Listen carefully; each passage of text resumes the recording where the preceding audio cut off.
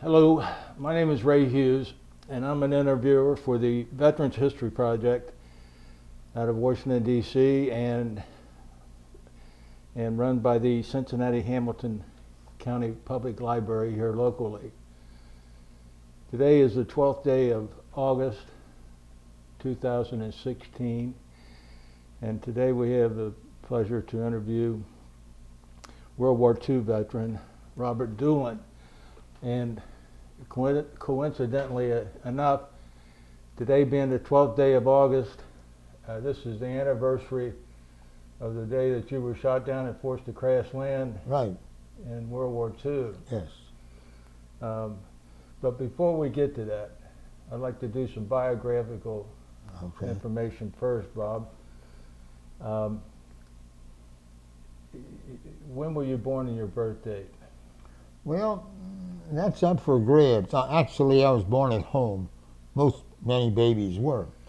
The doctor, my mother started pains on the 20th of March, 1917. The doctor came to the house on the 20th. I was born after midnight on the 21st. So the doctor put on the birth certificate March 20.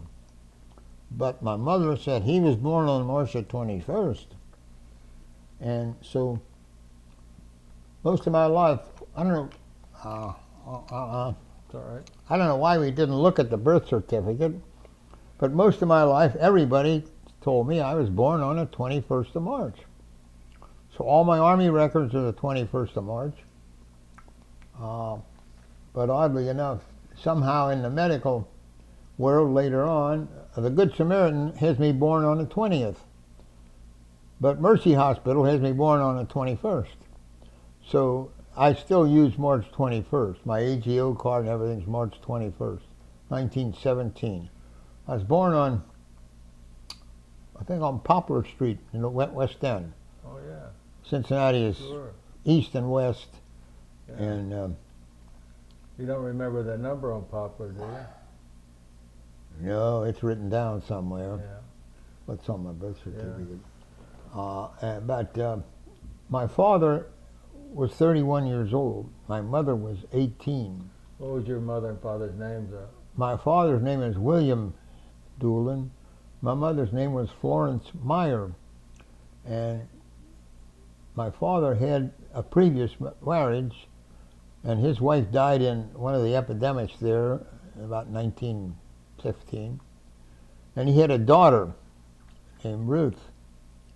And so when my mother got married, his daughter was 7 years old. My mother was a very immature 18 years old. My father was 31. Mm-hmm. So there's a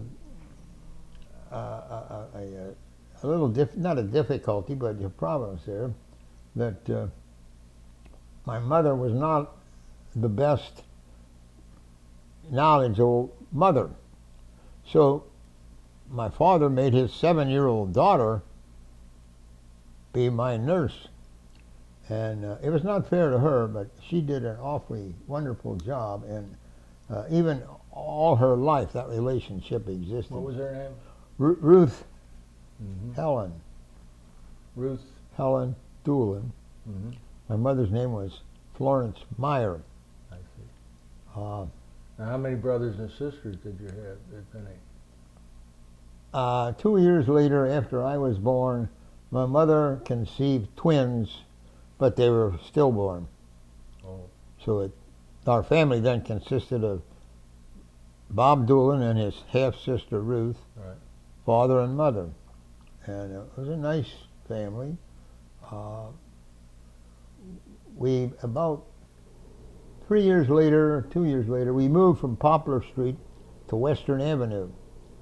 Now, if you're familiar with Cincinnati, the Redland Field, which later became Crosley Field, was on Western Avenue. Right. And we moved into a third-floor apartment on Western Avenue, just across the block from Redland Field. And it was called Redland Field then? It was Redland Field before Crosley took it over. And there was a laundry at the corner of Western Avenue and this side street, I don't remember. But if you hit a home run over right field and it hit that laundry building, you got the batter got a free suit. We could go up on the third floor on the roof on our building and look over the laundry building and watch the red ants playing the gray ants down there on the ball field. At that time, they had all kind of events there. They had a Wild West show came in with wagons and horses and Indians and guns. They had several different types of entertainment there. We lived there until I was probably 5, because I went to kindergarten at Bloom School down there. Oh yeah. In that neighborhood, and my mother's family and my father's family were German. My father's father was Irish, but his wife my father's mother was German. What was your grandfather Doolan's name? I don't remember. That's unusual for My you. father's name, yeah. Well, What was your grandmother's name on it? Wilhelmina. Wilhelmina? I think that's what it was. She was very German, and her husband was German. And my mother's family, we had much more to do with my mother's family, and that's been a strange relationship in our family. My mother had better relations with her family than my father did with. There's no antagonism or anything, but we didn't see each other as often. What was your mother's parents' names? Your maternal grandparents, what were their names? Robert Meyer and oh boy, I didn't know better at 99. You're getting I could have told you a little while feeble. ago. But her Where did they live at, Bob? they lived in the West End. If you're familiar with Cincinnati, where the Western Hills Viaduct is now, Yes. it crosses Western Avenue. In 1930, when they're building the Union Terminal, they're going to put that big marshalling yards there. They had to raise that viaduct, so they tore down this steel arch bridge, truss bridge, and built the concrete Western Hills Viaduct. Mm. And my grandmother, my mother's mother, lived right underneath the eastern end of that western. It was called the Harrison Avenue Viaduct now. Yeah, but it was. They lived right at the end of that. What did they do for a living? The Myers. My mother's father, I didn't know him. He died, and my grandmother remarried. Uh-huh. What did your grandfather Doolan do for a living? He was a smith, not a farrier, but an iron worker. Uh-huh. In iron with a forge and iron. And what'd your dad do for a living? My dad was a florist. He worked from the time he told us. Well, he quit school and he worked from the time he was 14 in a flower shop Where was that located at? on 4th Street, 4th, about 2 doors west of Race, on the Okay. north side of 4th Street. E.A. Forter. E.A. what? Forter, F-O-R-T-E-R. Mm-hmm. And he worked there his whole life. Oh, he did. Yeah. I don't know what my father's father did for a living. He lived in Cincinnati, though. Yeah, and we for some reason, and that continued through our adult life. My father was not as close to his brothers and sisters as my mother was to her family. Right. But your father had a couple of brothers and sisters? Yes, he had Maurice, Harry, 3 brothers and 2 sisters. I see. And how many total brothers and sisters do you have, not counting your half sister? My family, Mm-hmm. I have a sister, and then we had the 2 twins that stillborn. Right. That's it. So you just had, and plus one one who was a half sister, so to speak. Right. We never said that. Yeah. We never thought So you that. said you had 2 sisters and a. And No, that's it? you asked me if my father had. No. How many brothers and sisters did you have? One half sister. Yeah. My father had Oh. 3 brothers and 2 sisters. Okay. My mother had 2 brothers and 3 sisters. So you and your half sister grew up as the only children then. Right, Okay. right. Yeah. And she lost, I think, some of her life because, not physically, but had to take care of me. Mm-hmm. And what was her name again? Ruth. Ruth. Ruth. Did she get married? Did she get married? She did, and they had a child in 1945. I see. And Who did she marry, Bob? she married a man named Harold Bruns, Bruns, German as you can be. He drove a milk truck, actually a milk wagon Right. at that time, milk route. When you were a kid growing up on Poplar Street and then over on Western, where did you move from Western Avenue to?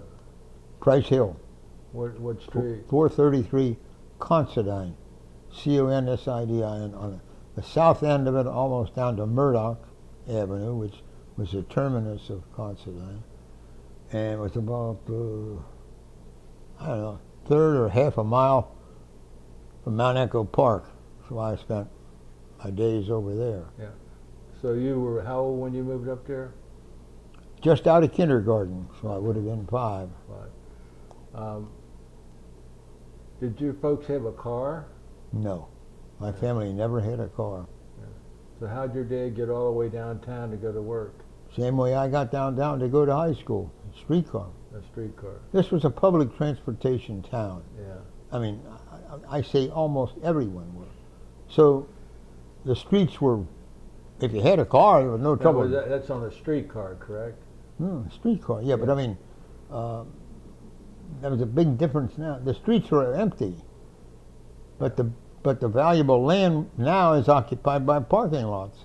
Yeah. At that time, What school did you said you had to go downtown to go to school? St. X, Oh, St. X. St. Xavier High Well, School. before that, you had to go to grade school. Where'd you go to grade Holy Family Church. Who? Holy Family. Uh-huh. The church is at Hawthorne and West 8th Street, Okay. and the school is at Price and just just east of Hawthorne. Still there. There was had an old German priest, Father Runabaum. You went through the 8th grade there? Went through the 8th grade there. And what subjects did they have in those days? Up to the 8th grade? You studied reading, writing, and arithmetic. Also, you studied history and geography. Now I think it's social studies. Mm-hmm. We had some very good teachers, Catholic nuns. What about religion? Catholic, Roman Catholic. You Roman, studied religion? Oh yeah. Any languages up in the 8th grade? No. No. No. And We had fantastic teachers. In the 8th grade, I have her name written down, and I should remember it, but this nun was very far-seeing. At that time, Xavier was the pinnacle up here, you know. You not only had to have money, but you had to pass an entrance exam. She said, there's a dichotomy here, east versus west. Hyde Park and Clifton versus Western Hill, Price Hill. We were always sort of looked down on. And this nun said, you know, there's smarter people over in Clifton and Hyde Park. They think they're so smart. No one's ever gone to St. X from here. She said, by God. So she tutored 8th grade boys. They have an entrance exam. It does 2 things. It tells whether you're eligible to get in, and in the top 4 grades get 1, 2, 3, 4-year scholarships. So she tutored us, and we went down there, and 3 of us from Holy Family won 4-year, 3-year, 2-year scholarships. really? I got a 4-year scholarship. Vince Lewis. High school or college? No, high school. Well, you're only in the 8th grade up in Right. Price Hill. Yeah.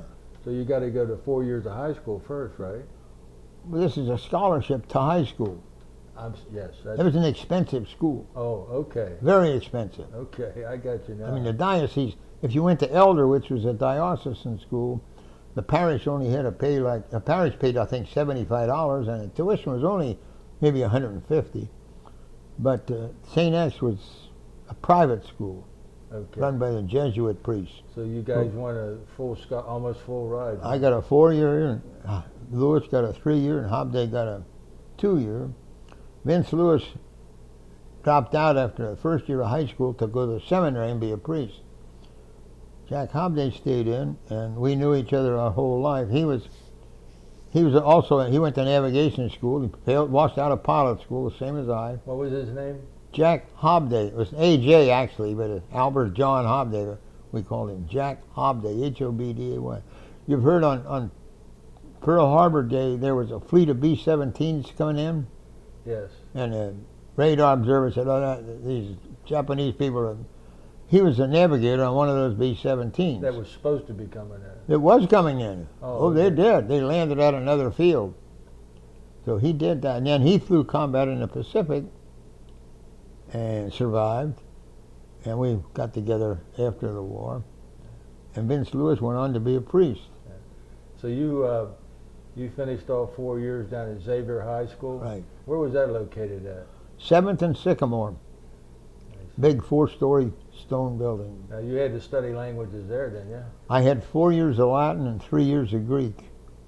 No German. No German. 4 years of Latin and 3 of Greek. And no German. In Cincinnati. That doesn't make any sense, does it? Well, that antipathy never cooled after World War II, or World War One. That's right. Now we're at your, yeah. I mean, they were afraid that the Germans were going to invade. I mean, they even took some names of some of our streets that had German names, changed them to American names. Right. I always forget that you were born in 1917. And, it's another time after World War One. Oh. Yeah. When the feelings towards the Germans weren't very good. It was quite hot. I mean, they changed the name. They were people. I had a poem about that. I don't have it right now, but the Kaiser's going to send someone over here, and and of course, at that time there wasn't this travel that you could send spies that easily. Yeah. What'd you do as a kid for entertainment? I mean, games. Played outside. We played baseball in the street. Mm-hmm. We just choose up sides. Mount Echo Park had a ball diamond. Wilson Commons had a ball diamond over on Mount Hope Road.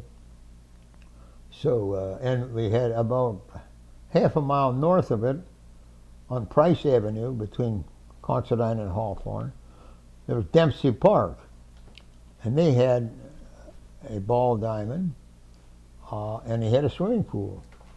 Low level, not shallow. Mm-hmm. And we played up there. And we played outside all day, every day. The parents knew where we were, and... Did you, other games like marbles and tops? Oh, yeah, we shot marbles. We made slingshots. I got some things here. When you were a kid, did you have anything, when you were a kid now, did you have anything to do with the Boy Scouts? Yes. When you were a kid? Oh, yeah. And funny thing is, the Catholics didn't know we were Christians. We Catholics didn't know we were Christians. So they frowned on us joining the YMCA. That's a Protestant Christian. That's not Catholic. But for whatever reason, our pastor didn't want us joining Boy Scouts. So I had to walk a mile, I guess almost, to go to Boy Scouts in St. Lawrence Church. And of course it wasn't primitive, but the scoutmaster was really on his own. We had the scout handbook, and but now they have all kind of aids for the scoutmaster. So I only got the second class scout, and it's my own fault. But part of it was the scoutmaster didn't know anything about it. I mean, he was a good man. He was an attorney, a prominent attorney, but he. Who was your scoutmaster? I shouldn't have said that now. I don't want to. His name was Ralph Conan. He was an attorney. Cronin or Conan, Kohnen. K-O-H-N-E-N, Conan. Yeah. He's dead now, so I don't have to worry about it. Don't worry about it. Ralph Conan. I won't. But they had a troop out there. They had 2 troops at St. Lawrence, and if we wanted to hike, we had to ride a streetcar. We'd ride the streetcar, the St. Amsville car, to the end of the line out near Addiston. Right. The gas and electric company had a power plant there. They just built Still a power do, plant. Yes, and they had a company city there, which was right next to Addiston. Addiston was made.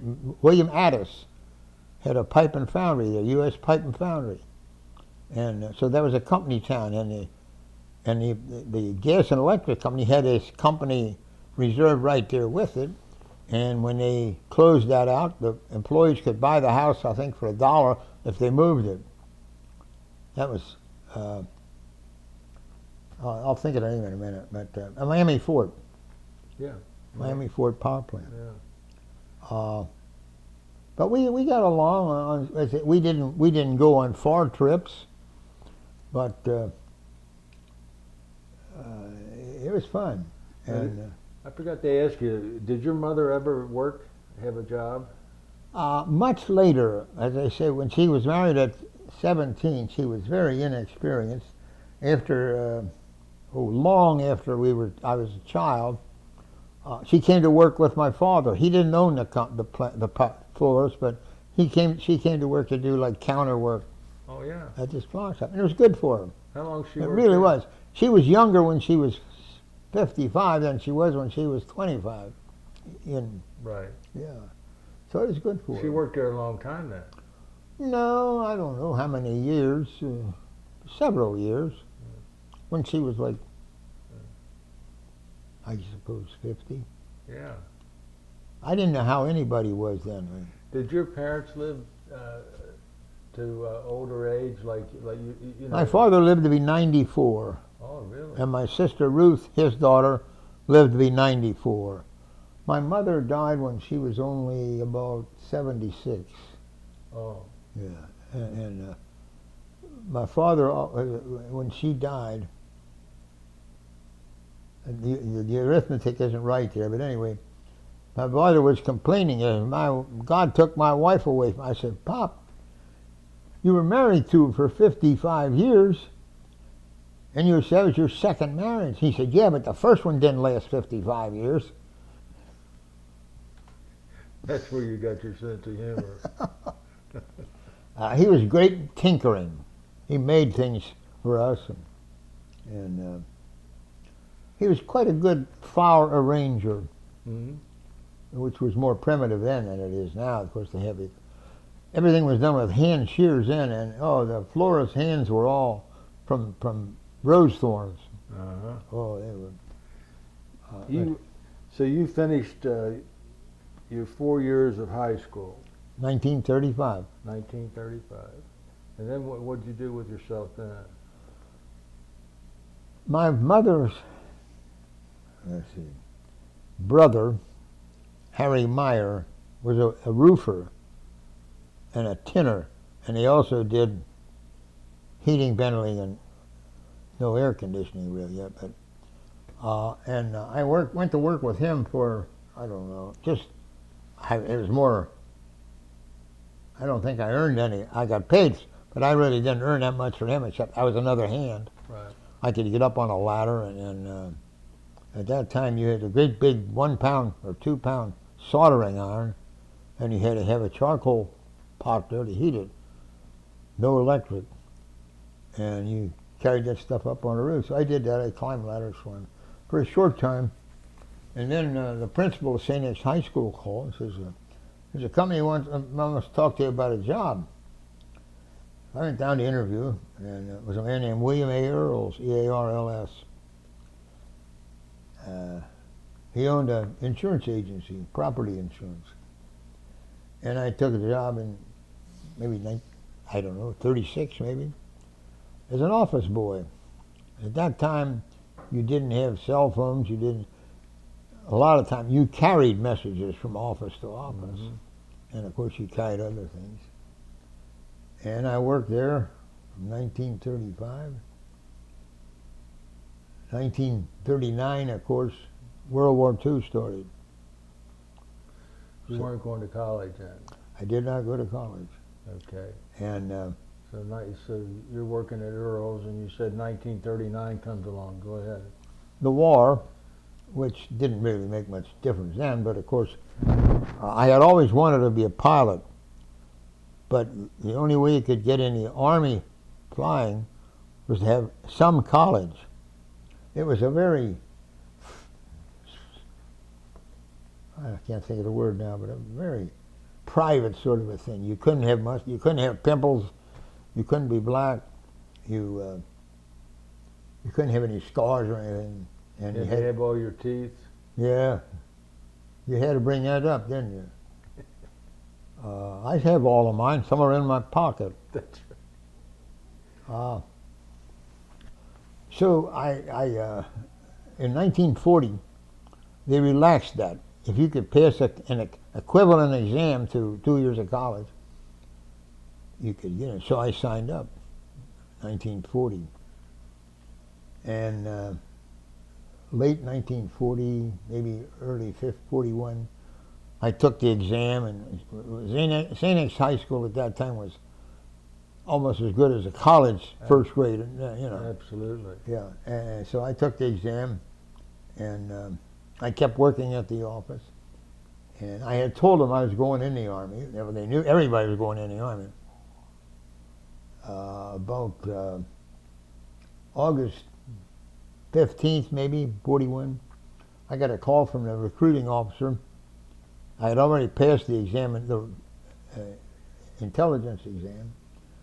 And he said, can you leave for cadet school? I said, well, yeah, what's the story? He said, well, we had a class start a week ago, and 2 of the men went from Michigan to California, got out there to California, and they watched the guy put a needle and kicked them out, sent them all the way back to Michigan. Now, that was stupid. So he says, we got 2 openings. So they had drug addicts in 19... No. There were no drug addicts. He stuck a needle in his arm, you said. You're shots. Oh, just for a vaccination? Yeah. And he passed out? No, he passed out, yeah. Well, some people can't take it.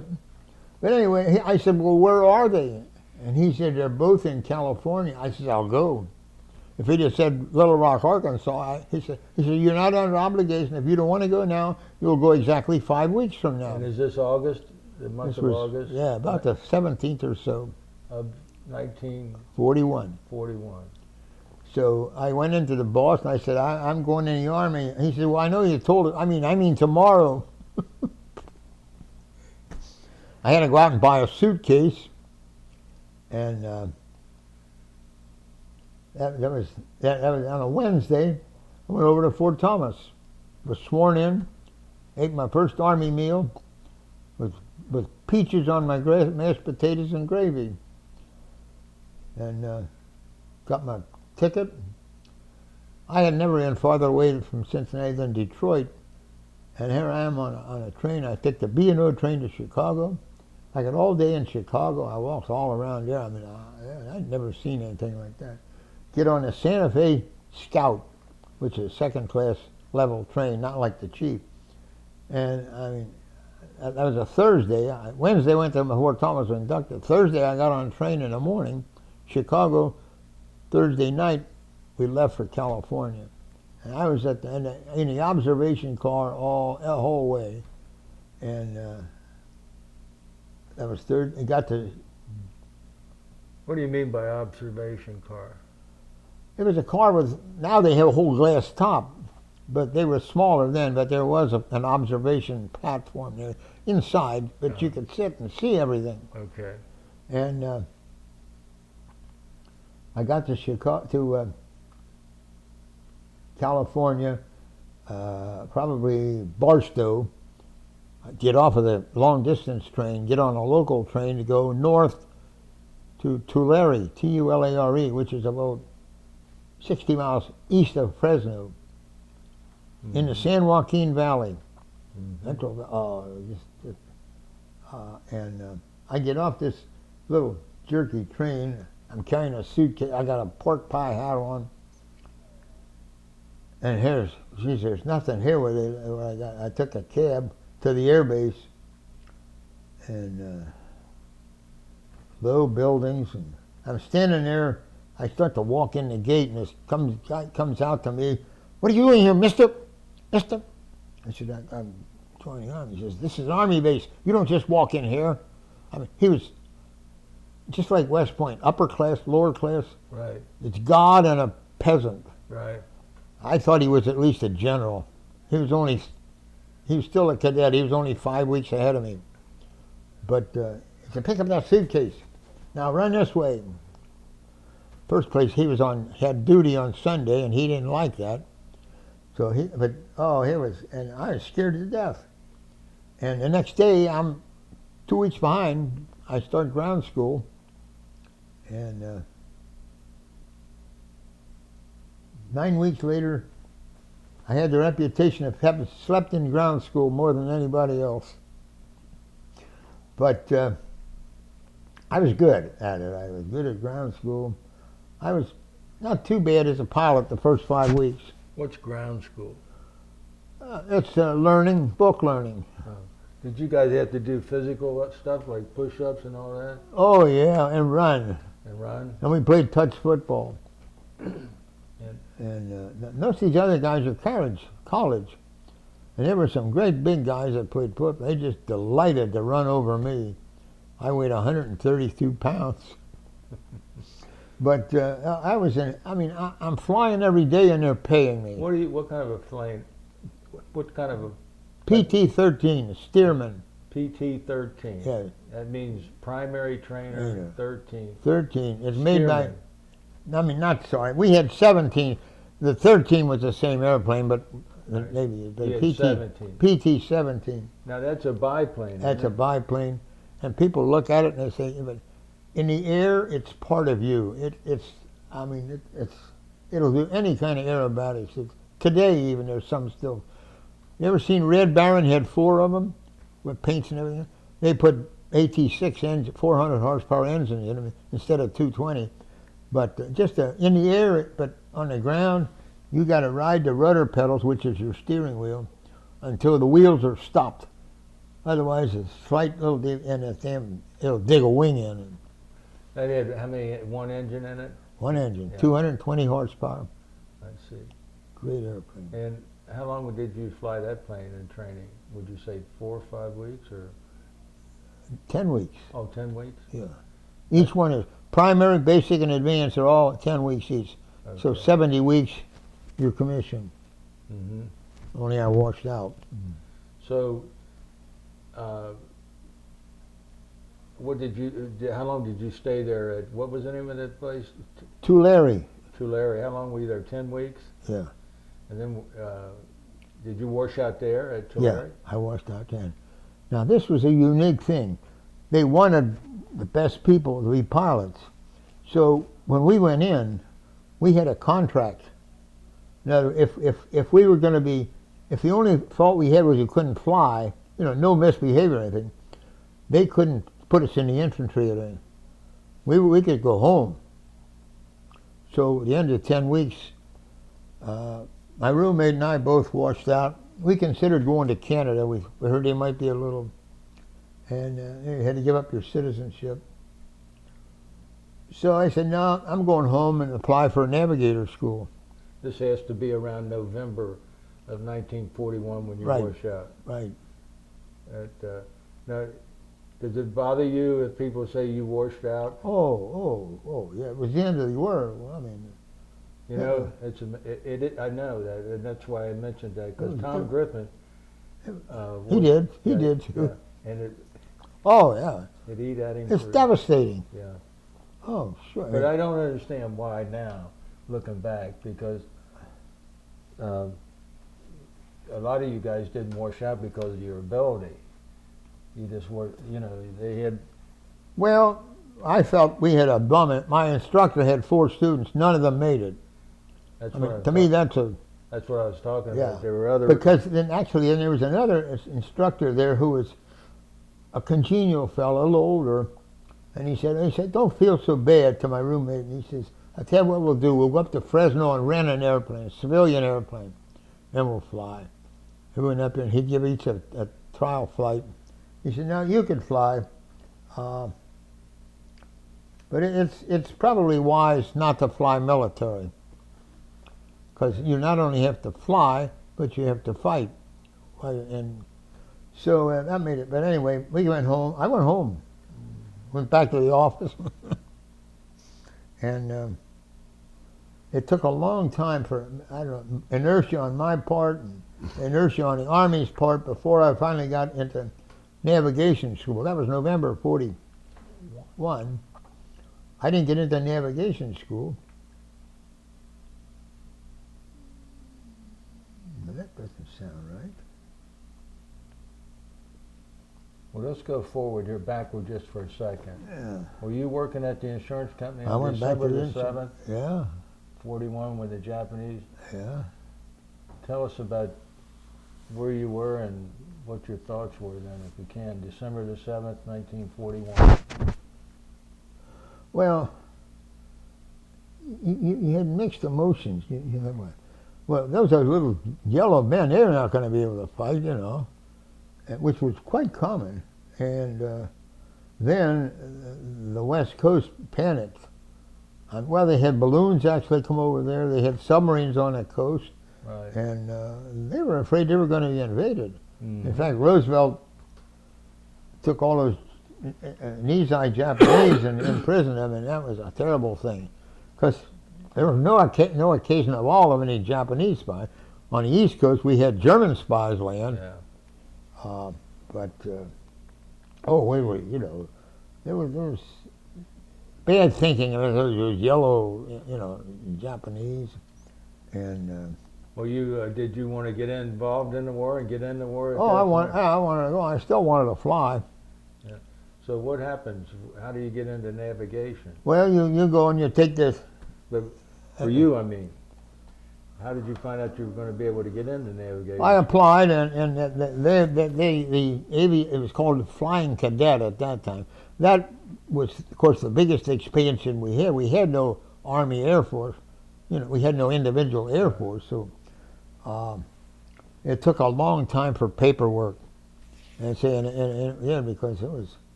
How long before they called you up? March. March. 43. 42. And where'd they send you then for navigation? They had a reception center in Nashville, Tennessee. From there, we were sent to Maxwell Field, Montgomery, Alabama. The home for the Air Force at that time. And then I had to go through basic training. I hadn't gone through basic training because I was weeks late on there, but I had to do that all again, march and run and learn to carry a rifle. We had World War I rifles. We weren't going to shoot them. You're just drilling with them. And the food was the worst Army food I've ever had. But it's a beautiful base.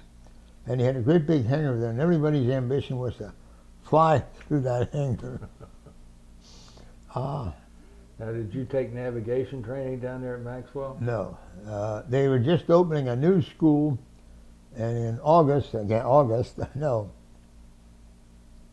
couldn't have been March, probably June or July. Yeah, I went to Monroe, Louisiana, Monroe, up near Shreveport. 80 miles east of Shreveport. Mm-hmm. What base is that? It's called Selman Field. We were the first class. At Selman? Yeah. Really? Selman Field, Monroe, Louisiana. And in fact, the first month we were there, they had us building boardwalks. It's the only place I've ever seen where you step in mud, but there's dust on top of it. I mean, that yellow. And it was real southern, not southern like Alabama. It's a different southern, but nice little town. And I made friends with 2 civilians in that town, and they were just nice to me. I had a lot of luck like that. In fact, the one of them, a man and his wife, he ran a expensive ladies' shoe store, and we were walking up. I better not tell that story. We were walking up this main street by there, and I had another fellow with me. No friend of mine, but we just got off the bus at the same place. And this guy was very forward, and he's talking to he says, he was in merchandising in New York, a typical New Yorker. And we were talking to this man, and he was very friendly. And 2 weeks later or so, I was back in town without him, and I stopped by and I said, this guy said, no, he says, I didn't like that guy you were with. He says, anytime you're in town, you stop in here. And I would, and then he'd take me home.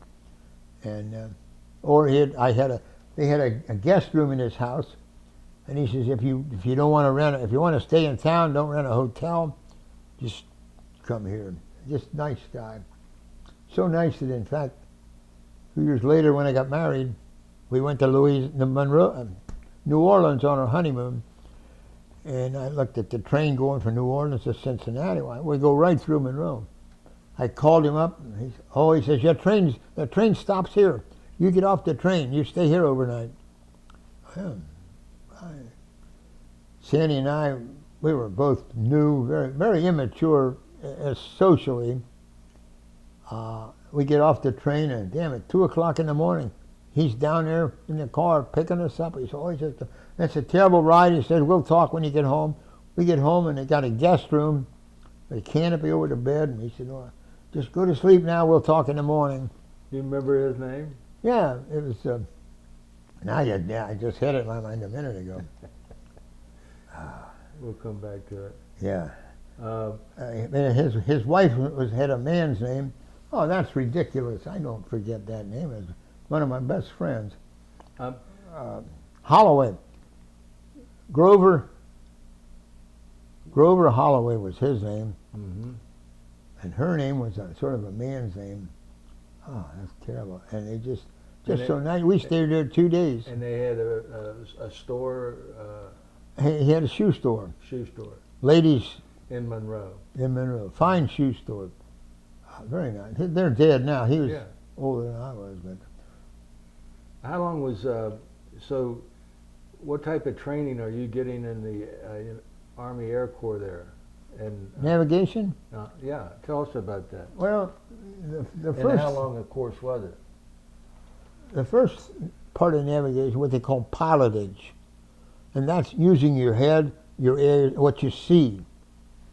You see a road. You look on a map. That's the road.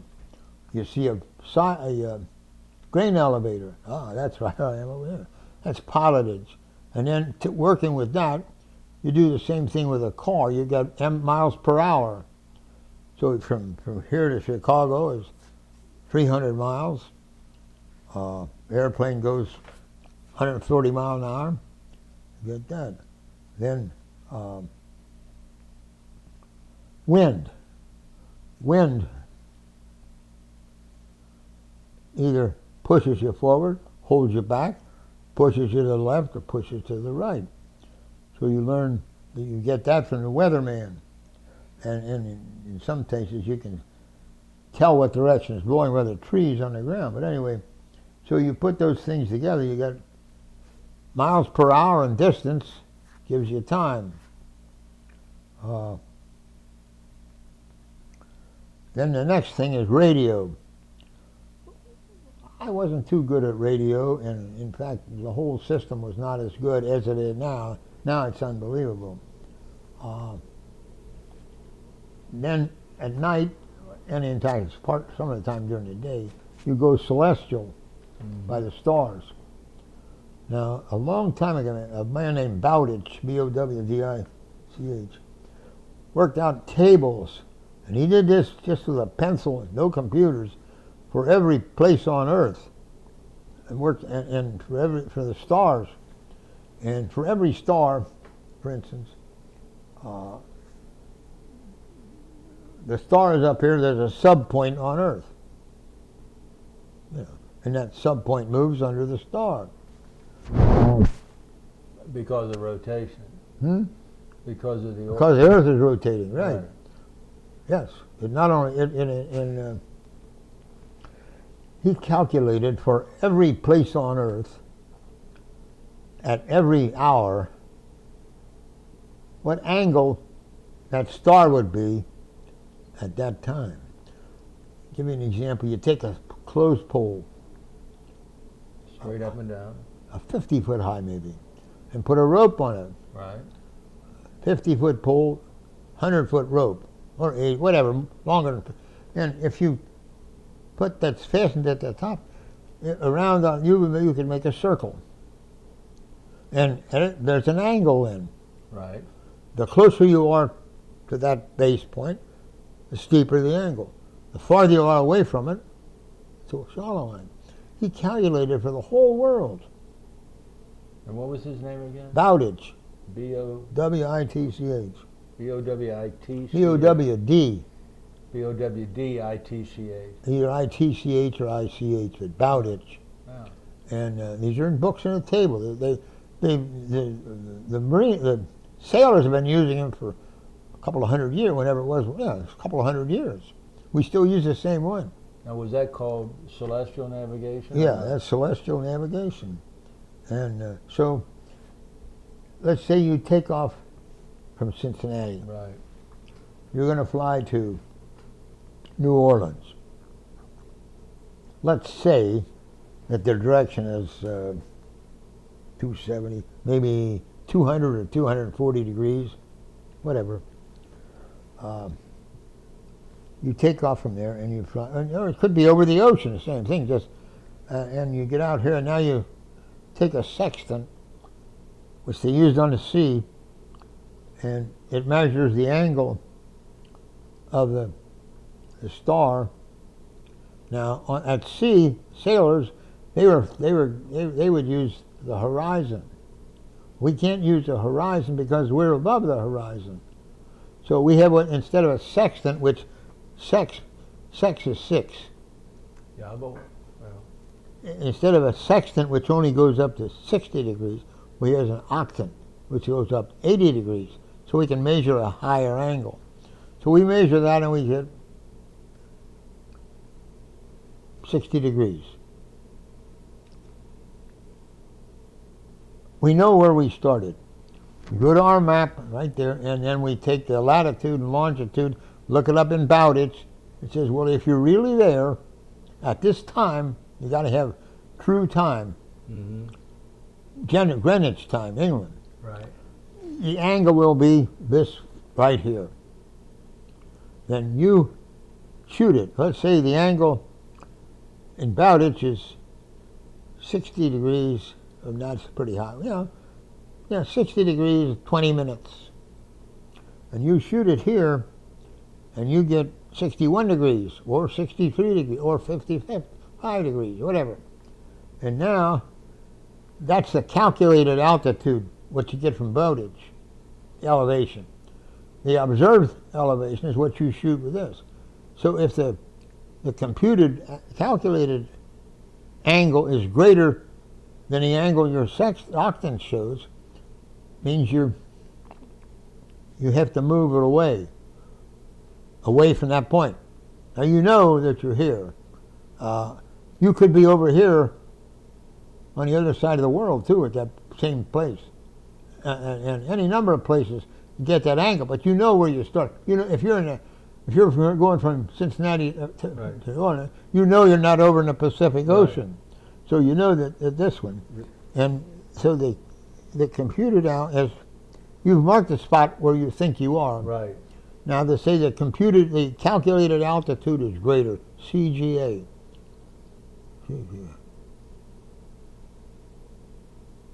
Yeah. So the calculator is greater, so Coast Guard Academy, we use that thing, calculator.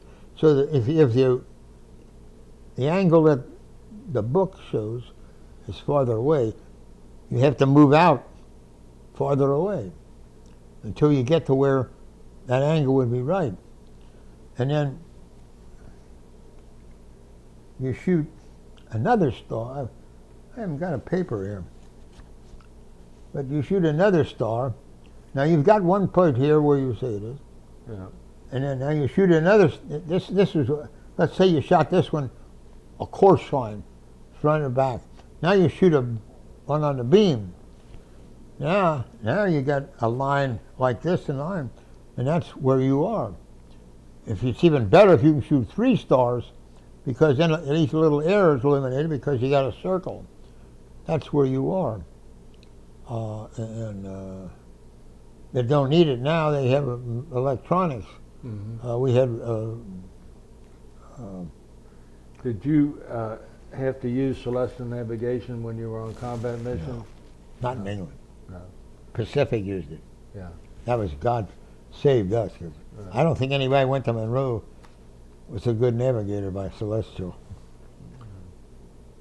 What about The best navigation school was run by Pan American Airlines. in Miami?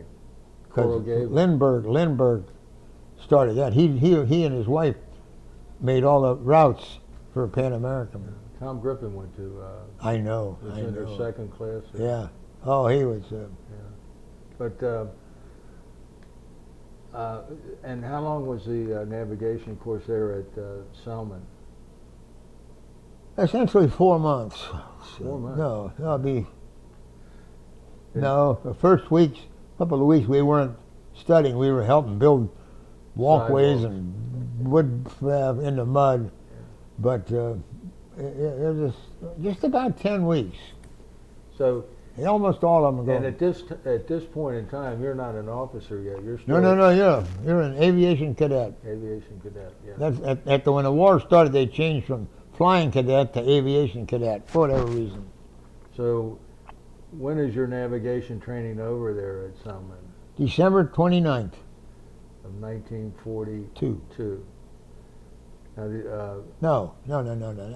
That's a week before that, because we were commissioned on the 26th. okay. So it was So December of 1942, you're commissioned a second lieutenant right. navigator, Right. and you get the wings. Oh yeah. You get your gold. Yeah. Do you get to come home? No. What happens to you then? Where do you go? You go to Salt Lake City. That was a big repple-depple sort of place. And we went up there, and you get assigned to a crew.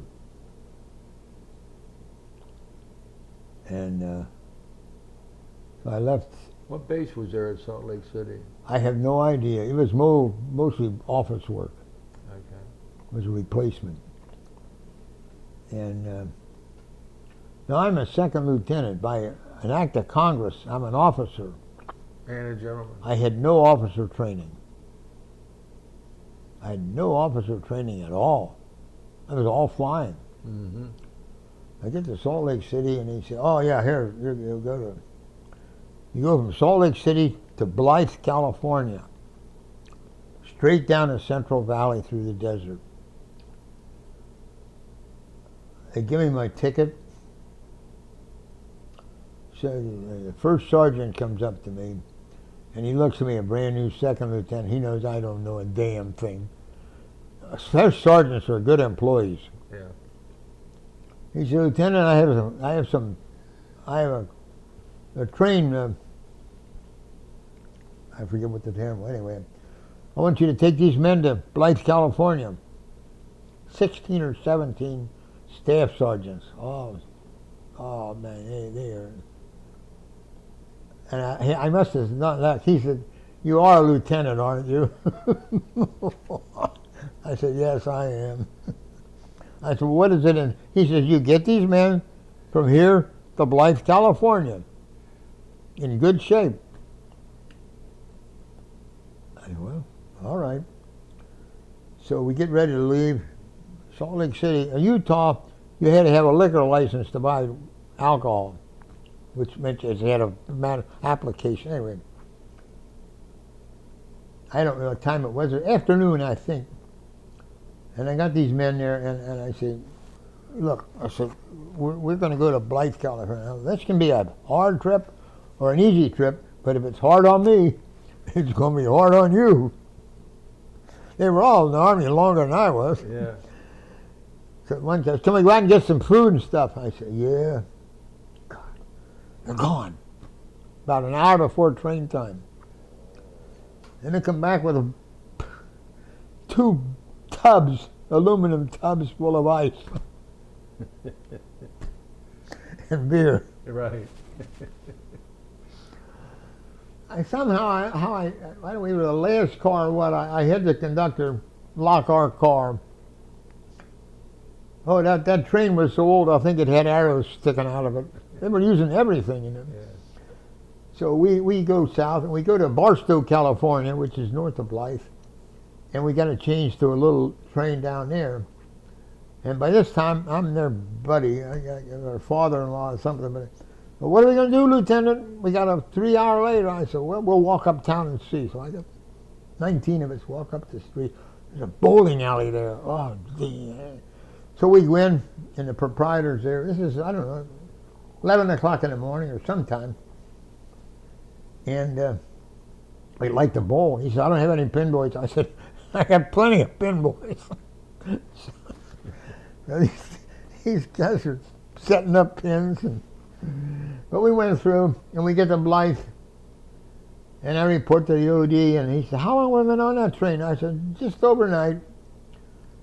He said, well, they're here. I got rid of it. Then I find out my crew has left the day before. Brand new crew. They went east to Pyote, Texas, which is east of Pecos. You've heard of Pecos? Right. Pecosville. There's no law west of Pecos. Yeah. So I get on. Did you already know who your crew was? No, I didn't. Well, names, yeah. I had the names and everything. Did you ever met them? No. Okay, and they left before you got to Blythe. Yeah, I don't know what that didn't make any sense. If I'm going to be the navigator, what the hell? Right. Of course, all you got to do is follow the railroad line from Blythe up to Blythe. But we get to Blythe, and it is a Rattlesnake Air Base. Oh, but the good flying weather when the dust didn't blow. But we flew. I met my crew, and I was with them. How'd you get over there, on the train or? Train. So you went over to where? What was the town you went to? Pike. From Blythe. Yeah. To Pyote. Pyote. Blythe is in California, Right. Straight east and west. Yeah. From And at Pyote is where you caught up with your crew. right. Okay. And we flew there from, I guess, I've been about the 30th of December to end of February. You were there at Pyote? Yeah. We flew, and it's good Army thinking, we flew almost always bombed at night, and we're going to Europe where they only bomb during the day. What kind of a plane are you It was flying? B-17s. B-17. B-17F. It's a good model. It's a good airplane. And I said we did most of our practice at night, and we're going to go to England where they don't bomb at night. The RAF bombs at Are night. you dropping bombs? We're dropping bombs at Alamogordo, New Mexico. Live bombs? Yeah. Well, no, sand bombs. Sand bombs. Okay. Yeah. At what altitude? 20. Oh, you're up there, really? Yeah. 20,000. Okay. No, it was probably 16. Yeah, because we weren't on oxygen. And that was kind of silly, too, because we're going to be bombing at high altitude. Right. This is early in the war. Right. You know. This is early 43 we're talking about now. Yes. And so from Pyote, where do you go? Pyote, we got time en route to go from Pyote to Salina, Kansas, right in the middle, Highway 25 and Highway 40, right in the middle of Kansas. Smoky Hill Army Air Base. And What happens at Salina that we should know about? Salina, my pilot, first pilot, had gone to school at Kansas University, or stayed with one of them, and an old friend of his, a girlfriend of his, was working in the in one of the offices there on the base. So he called her up and says, "You want to meet us at the officers' PX?"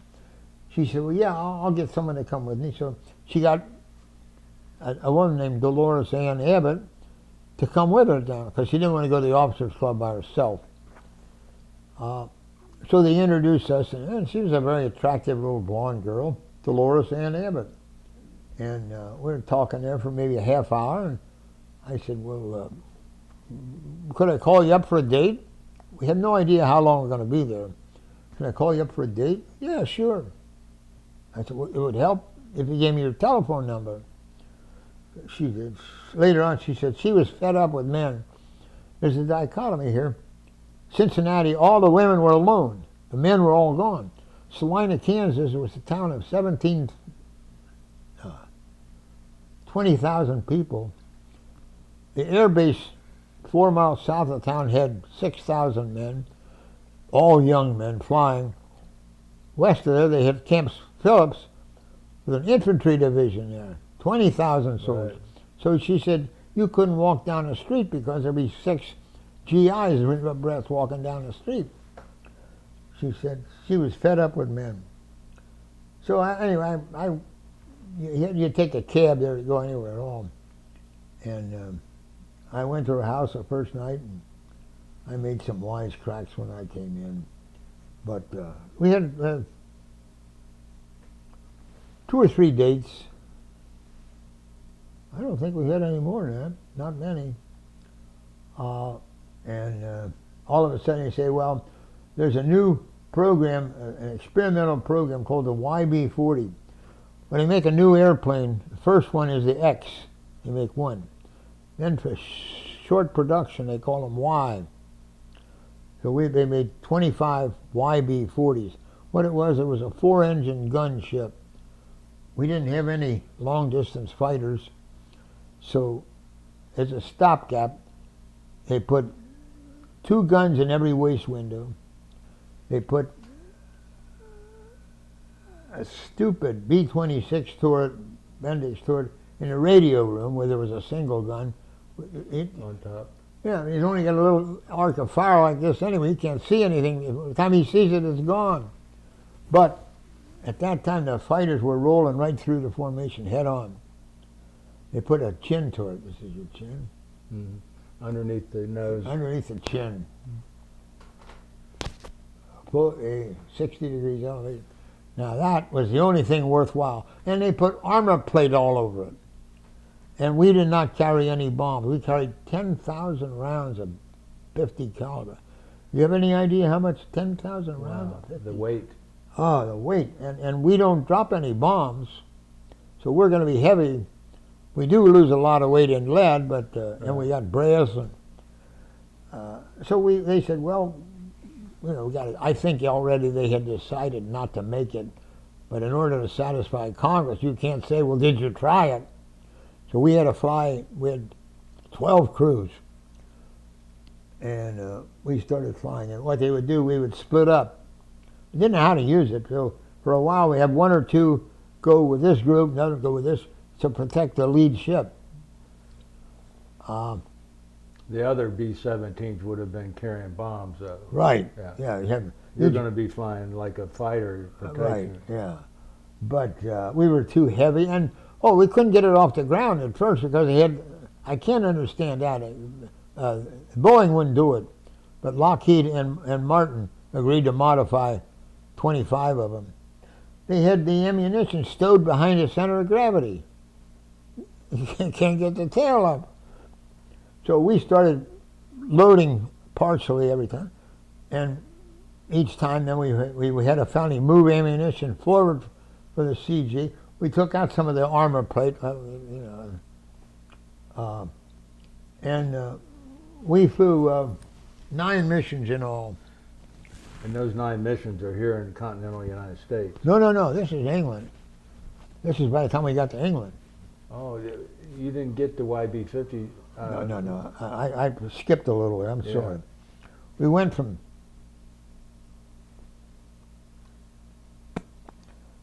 Salina, Kansas to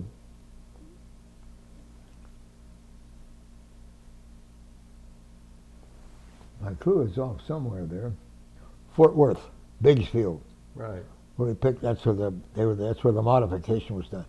We picked them up at Biggsfield, All right. and then we flew from Biggsfield to Orlando, Florida. Okay, stop here though. Now you met somebody else while you were in Salina, Kansas, didn't you? No, just Dolores Ann Abbott, whom I married. That's all, huh? Whom I married. I left Salina. We had maybe I thought, maybe 3 or 4 dates. what was her nickname then? Dolores Ann Abbott.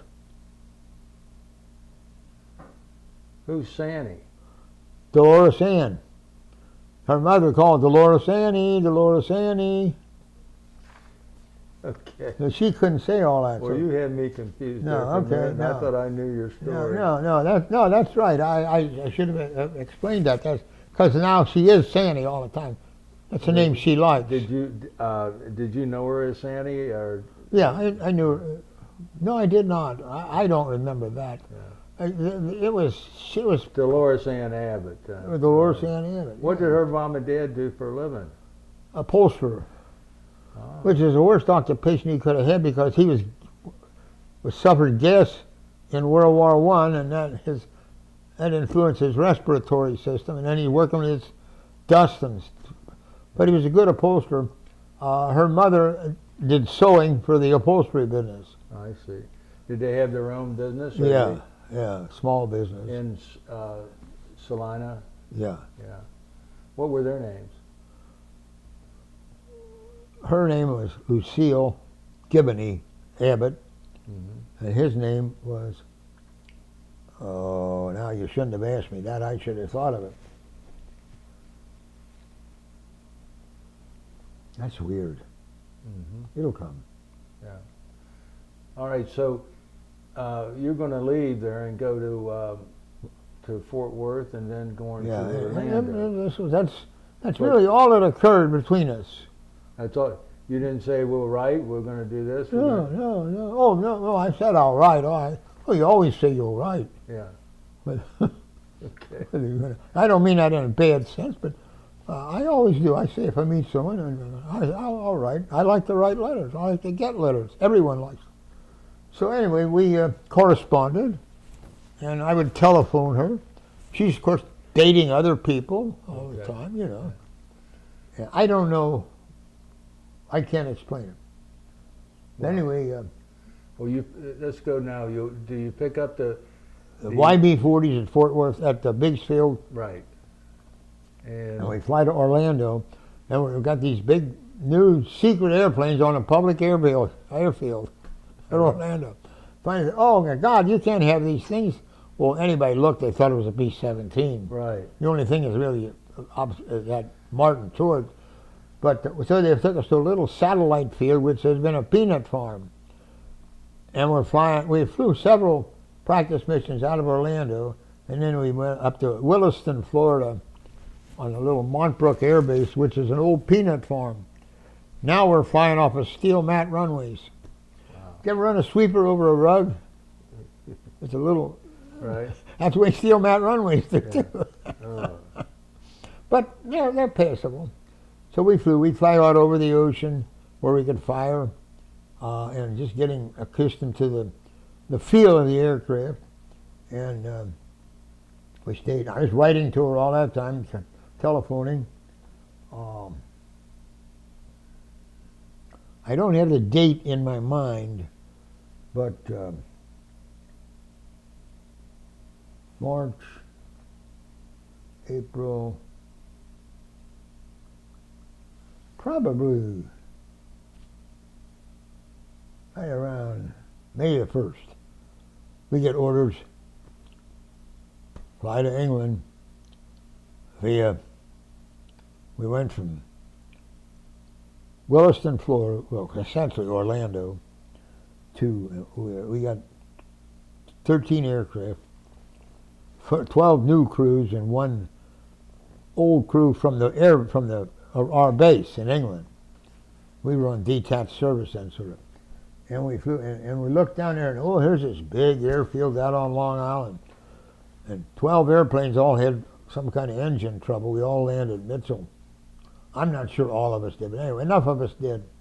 And we go into Manhattan. And we were having a ball. I mean, we went to see the Rockettes, went to see Radio City Music Hall, Empire State Building, and we get a cable then. You're supposed to be in England. We get 120 men out of the hotels.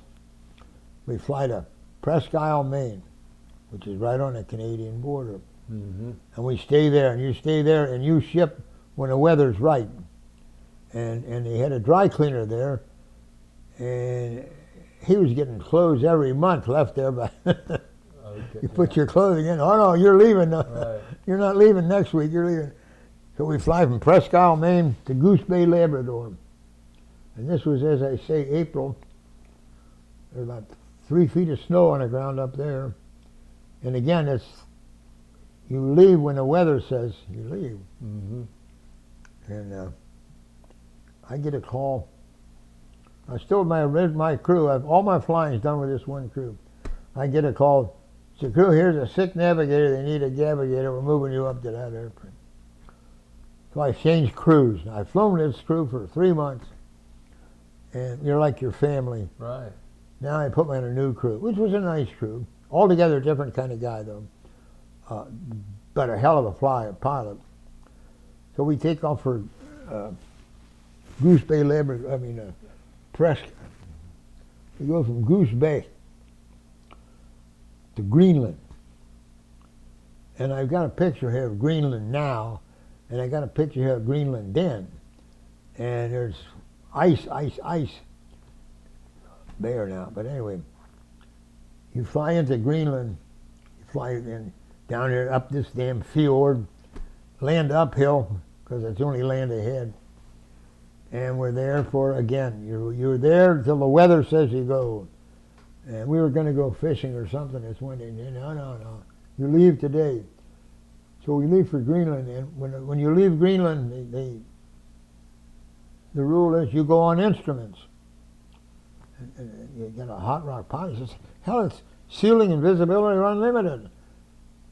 Go on instruments. Because when you get up over the ice cap, there's no horizon. The ice and the sky are gray. And they had any number of planes actually ground, didn't have their altimeter set right. Right. They lost a lot of airplanes on Greenland. So we fly over the ice cap to Iceland, landed near Reykjavik, and then we go. The next day we fly from Reykjavik to Prestwick, Scotland, and the next day we fly from Prestwick, Scotland to our base in England. And what was that base? Alconbury, Alconbury. It was in Robin Hood country. Alconbury. Alconbury. It's still a base there. And Sherwood Forest? Yeah, it's not too far from there. Huntington. Huntington, Yeah. We land there. And now, are you on this crew that you were assigned to? No. Not your original crew? No. They pulled me out of there. And put you back with your original crew? Oh, no, I'm sorry. I misunderstood your question. I had my original crew to... Right. And they put them... Now I'm on a different crew. Right. And now we have 12 crews, the YB-40s. The rest of this group has been there since the first group went to England, August 42. So they're sort of knit close, and we're sort of outlanders, So we were always sort of oddball with them. It's the YB-40 group. Right. But now there was a whole squadron. We had 12 crews. Right. But... so you're on this second pilot crew? Yeah. Okay. And I flew 6 or 7 missions with them. They were a good crew, but you never had that same feeling. And then the next time they say, oh, you're moving up to a captain's crew. So now I got to learn to fly with another crew. I flew like 7 missions with the second crew, Tucker. Then I fly another 6 missions with the new pilot again. Good pilot, but it's not the same. Right. It's just not the same. So now you're on your third crew. On my third crew. And we This is a more experienced crew. Some of the men on this crew had 20, 22 missions behind their belt. You had to fly 25. So I started flying with them. The second crew, the pilot's name was Winston Tucker, Tucker. He was a football player, man from Texas. If you were flying over Texas, he'd tell the navigator, "Oh, that's Joe Short's ranch down there," and he learned to fly before he drove an automobile, because distances. Yeah. But then the third captain was Hans Johnson. And this is another anomaly. Hans Johnson, they look up the record after the war, and his name is Johansson. But they Americanized it, Johnson. He was always called Johnson. But I flew, as I said, 6 missions with them. How many? 6, I would say. When Total of 13. Yeah. On the YB-40? No. We only flew 7 YB-40. And I went Okay. back to regular B-17. Okay. I'm And sorry. these missions you're flying with Johnson, these are combat missions over... Oh, yeah. What were some of your early targets? First target was hulls. Well, the first target we flew we took off for 2 missions and had to abort. One time because there was so many clouds you couldn't see a target. Another time, whatever, you abort, which means Right. you come back. But Hulls, H-U-L-L? HULS, it's up in the Ruhr, which is, the Ruhr was the hotbed, the really hot like part. And The industrial area. we're still flying, we're flying YB-40s, and we lost 1 YB-40. And no one that I have talked to in our group knows. Someone does. Someone saw. But where I was flying, you fly 3, 3, 3, 3, 3, 3. So the lead plane up here has no idea what happens to anybody behind him. Right. So anyway, we lost one there. Bill Carey in a B-17 that day. The hulls. That's the only YB-40 we lost, because we flew a total of 9 missions. I only flew 7 of the YB-40, but some YB-40s flew 9 missions, completed 9. And they decided they just weren't practical, or what? yeah, and well, first of all, when we picked them up, they were tail heavy. You couldn't get them off the ground, and so we complained. They said, "Oh, Tibbets flew the A-bomb. Right. He's just back from his missions now. He's made a major.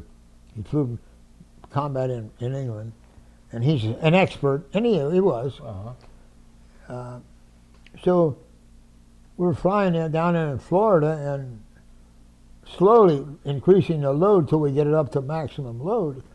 And we get a guy this guy comes down, Tibbets comes down from Washington. He's a major now.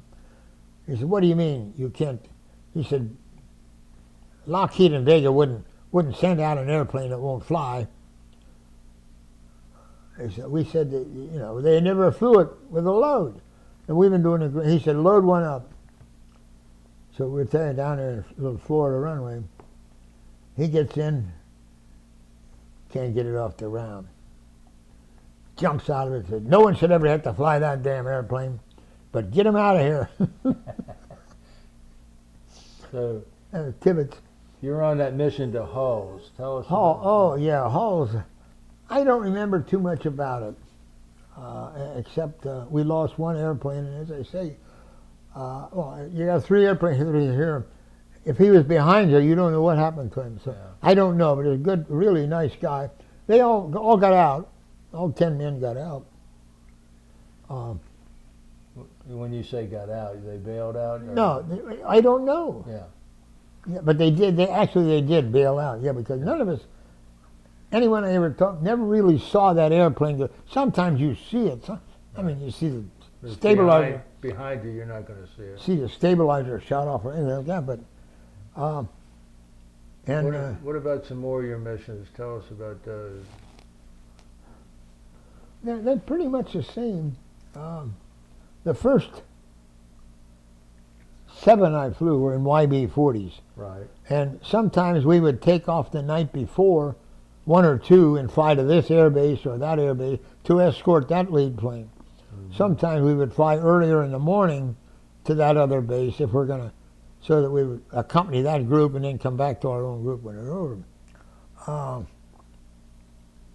Hals was my first German mission completed in Germany.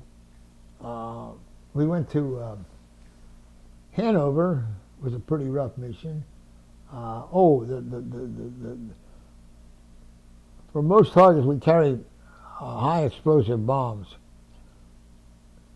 Submarine pens, you got to carry, instead of 10 500-pound bombs, you carry 1 or 2 1,000-pound bombs to bust the concrete when they just bounce off anyway. Yeah. It's the biggest concrete ever. They were unbelievable. What submarine bases did you have us target? The Saint Nazaire, and it's on the Yeah. La Police. That's the only one I bombed. Bombed it twice. Saint Nazaire. Saint Nazaire. Did you run into much flak? Oh yeah, the flak was very accurate. They claimed it was worse. I thought it was pretty bad at Hamburg. Flak was bad. We bombed Brunswick, which is where you get Braunschweiger sausage. What's the name of the town? We call it Brunswick. It's Braunschweig. Braunschweig, yeah. Kassel was a rough one. Most of my bombing in Germany was in the Ruhr or up around Hanover, Kassel, Hamburg, Kiel. Mm-hmm. Were you hit on many missions? Did you? My body? No, your plane. Yeah, but not too much, actually. We were lucky. You usually in a lead plane or back in the pack or what? No, I'm usually back in the second element. We always got holes in the aircraft, but we didn't have anybody injured until I was flying with Tucker at Kassel. And we got hit in the waist, and one waist gunner got his leg badly damaged, and the other waist gunner started to bandage it, and then it got worse back there, and they had to amputate his leg. I found out later. I mean, and that's a couple of big regrets, and one of them is that this kid was in the hospital, and I didn't go to see him. And by the time I thought of it, they had amputated his leg and sent him to a major hospital and amputated his leg. Well, you don't remember his name, do you? I do not. Mm-hmm. As I say, it was this new crew. Yeah. How many missions altogether did you fly during World War II? 13. 13. And the first 7 were on YB-40s? Right. And the next 6 were bombing missions over to Germany? Yeah, they were all bombing missions. Oh, okay. You know, even we didn't. You weren't carrying bombs on the first The 7. YB-40s, I wouldn't know. Just beaucoup lead. Did you get hit very many times while you're flying the YB-40? My body? The aircraft? Yeah. Superficially. Flew 7 missions. And you're actually out in the lead on that one, aren't you? Yeah. Yeah. Yeah. You're not back in That's the a good place to be. They haven't got a beat on you yet. Okay. They have the direction, they don't have the range. Did you have any problems on these missions with German fighters? Yeah, oh yeah, they had. That's why they developed the YB-40, because they would roll right through there, but flak was worse than fighters. Fighters, if a cannon shell hit you, it was bad, but come in. Mr. Doolan, Yo. What do you want? I wanted to look in your bathroom for a minute, Okay. but I see that you're filming and No, I don't that's- want to be involved with. She's gone anyway. Well, I'll let you get back to what you were doing. Okay. I got a plumber here, we were looking at a problem.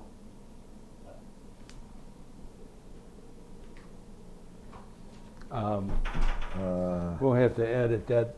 Bob, we'll have to edit that part, please. Yeah. And now we'll start over. So let's go to the mission at the 12th day of your last mission on the 12th day of August, Okay. 1943. We What is that correct? yeah, The anniversary's Right. today, right. and that was how many years ago? 73, wasn't it? 73. Yep. No, This is that 2000 may or may not be right. 2016, 73 years ago. Yeah. What mission was that you were flying on? What was your target that day? Gelsenkirchen. Gelsenkirchen. Kirchen is church. Right. I forget what Gelsen is. But anyway, there were 2 factories there, and it's in the Ruhr, which is right in the Ruhr is like Pittsburgh, you know. Right. All the industries there, and of course the flak was there. But flak was, you can't do anything about it. Fighters, you can shoot at them, and even if you don't hit them, but flak, not only that, but the last 4 or 5 minutes, 3 or 4 minutes, you've not only got to fly straight and level, you can't deviate at all because the bomb sight won't work. So that's much worse than, and the first airplanes, first 3, is the best place to be. Not for fighters, but for flak, because they haven't, Got a beat on you. no, they may have the azimuth pretty well, but they haven't got the altitude. So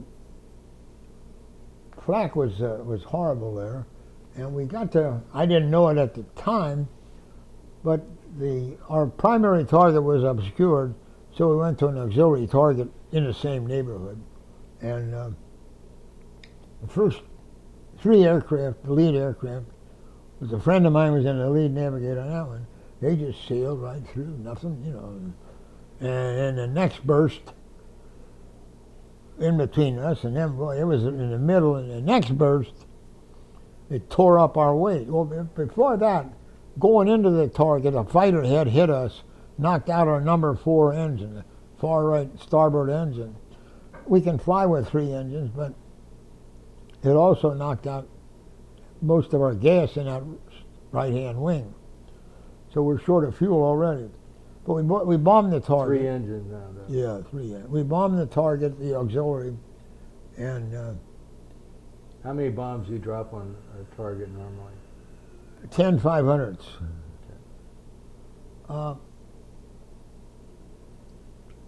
This is the one thing I don't understand. We had 12 men on this airplane.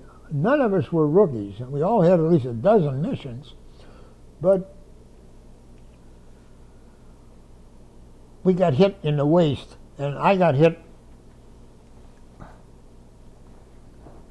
I got one piece of shrapnel right in the center of my back, and one right there, and that's still in there, and one back here. I got that one out while we're there. And not just, don't do anything. So you got 12 men on this plane. 10. Right.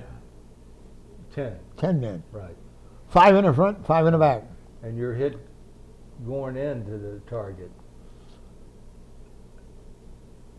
That's a point I'm not sure. Okay. And like I said, we got 10 men on there, and none of us, the first 5 men in the front, 5 men in the back, whether we were so damn busy, neither group called the other one on the intercom. Can't explain it.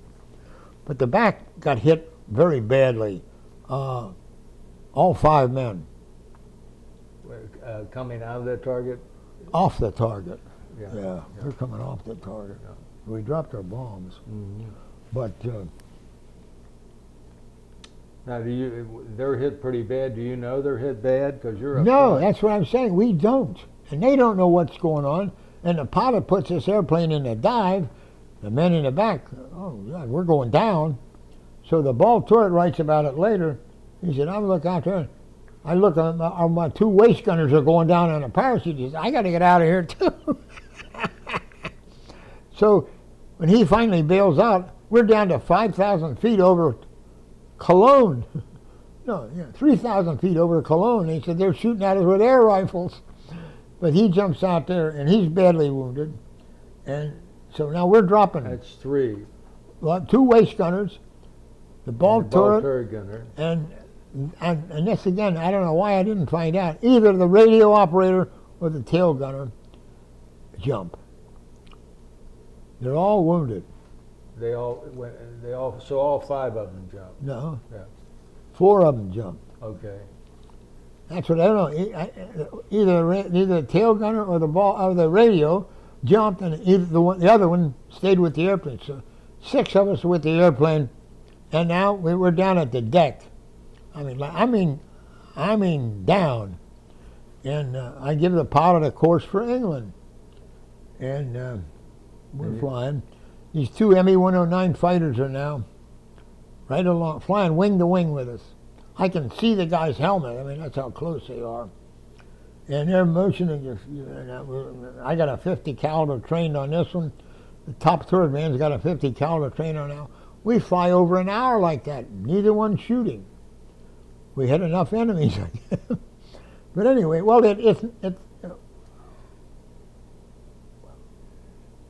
anyway, we're now over getting into Holland, and the pilot says, You're on a course coming from Cologne. still went further south and then turned right west into, and you're the over pilot says, how long to England? I said, I've an hour and 10 minutes. And he said, we don't have that much gas. Now, this is one of those decisions you make. If the gas gauges are right, you got to land before you're out of gas. You don't have any control. If they're wrong, you might have been able to make it back to England. We still don't know. Well, but you got one engine that's gone, Oh, well, that's no problem. and you're losing fuel out of the wing tank. Well, that's gone by then, I would say. Yeah. So you've got fuel left in your The left tank, left wing. Yeah.